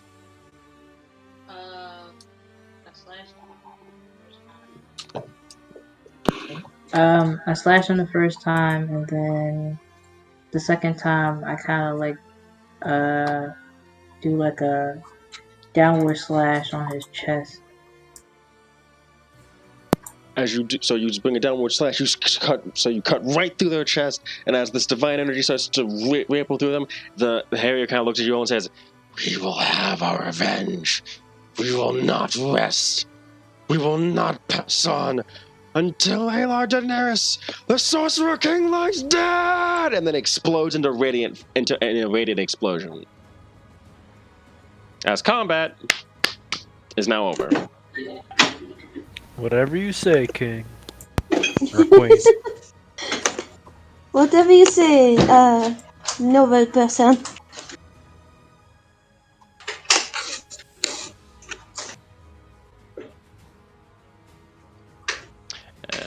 And with that, combat is over.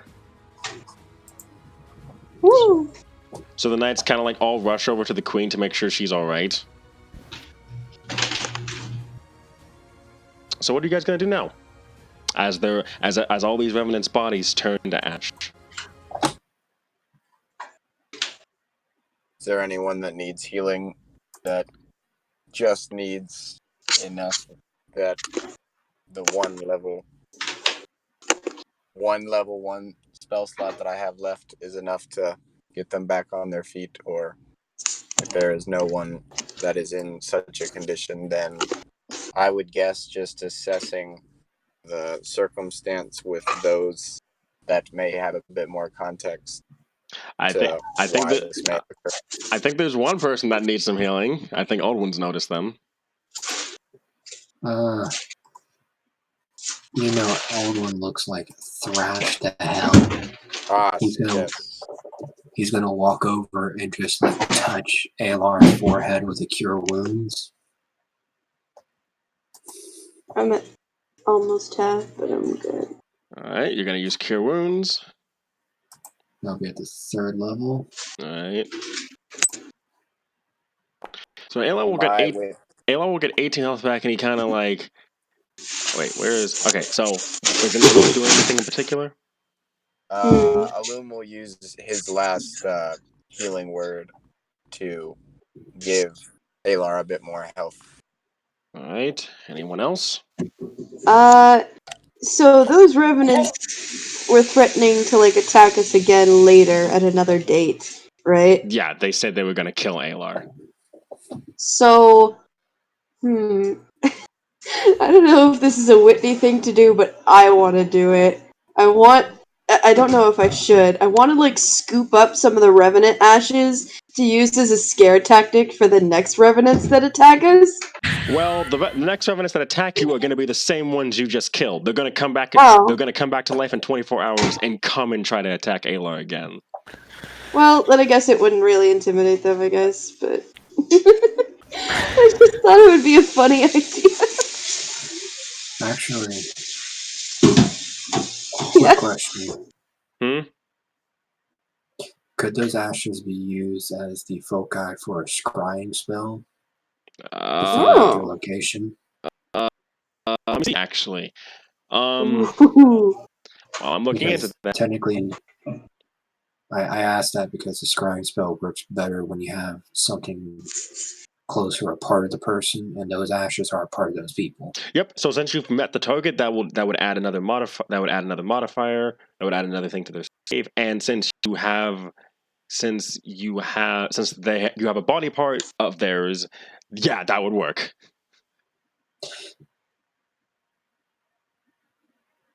Actually, Whitney, if you want to give the order to clean up the ashes, then that might be helpful for later.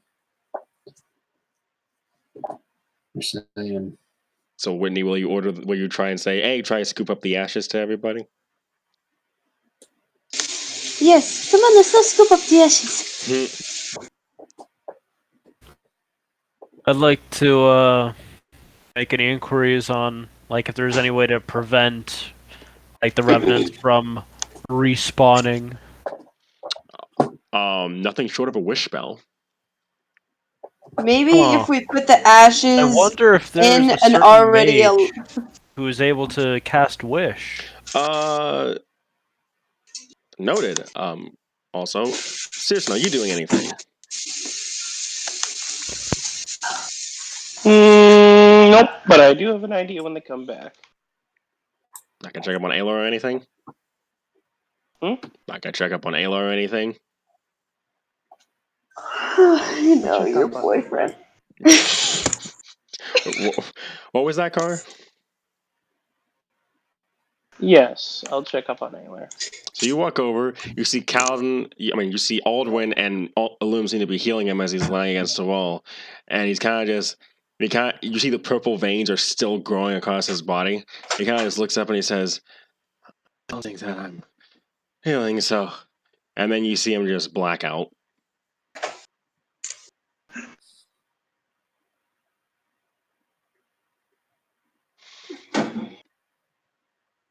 And you see Elu kind of rush over and kind of like shake her dad, and then she screams out basically for help from the other guards. Alden will bark for a cleric, a high, powerful cleric. A cleric will. So I'm just gonna mind this now since we don't need this map anymore. A cleric comes by and tries to heal him, but you see, and tries to cure poison, but you see that it has no effect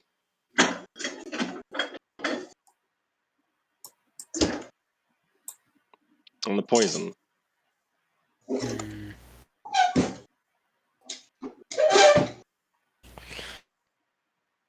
Am I alright? Proficiencies. Let's see what we have here.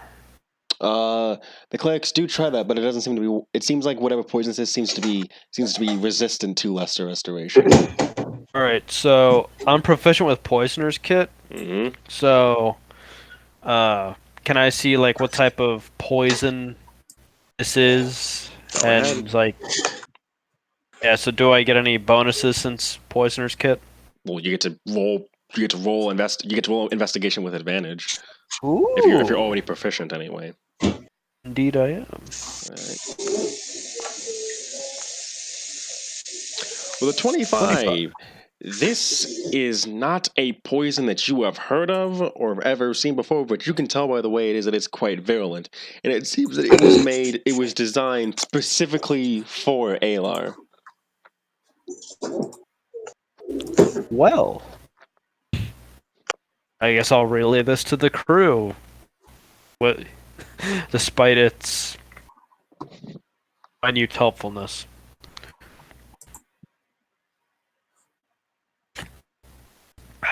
Oh, is that enough XP? I see. So, as you're telling the group this, you hear a voice say, "I might be able to help you with this problem that you're having, seeing as I arrived too late." Turn around in suspense. You look, and if you guys, and you see this woman in what appears to be this woman this pale white woman who appears to be wearing, pale white elven woman who appears to be wearing a scarf and a full outfit. If you like to look an image chat at the picture of her as she walks up. Time to see.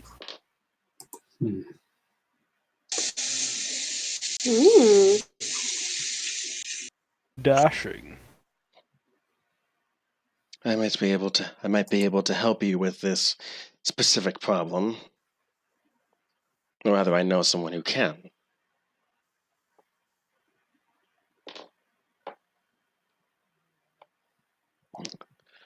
The person. Go on. The person is Aloy's master, and I know where you can find him, as he sent me.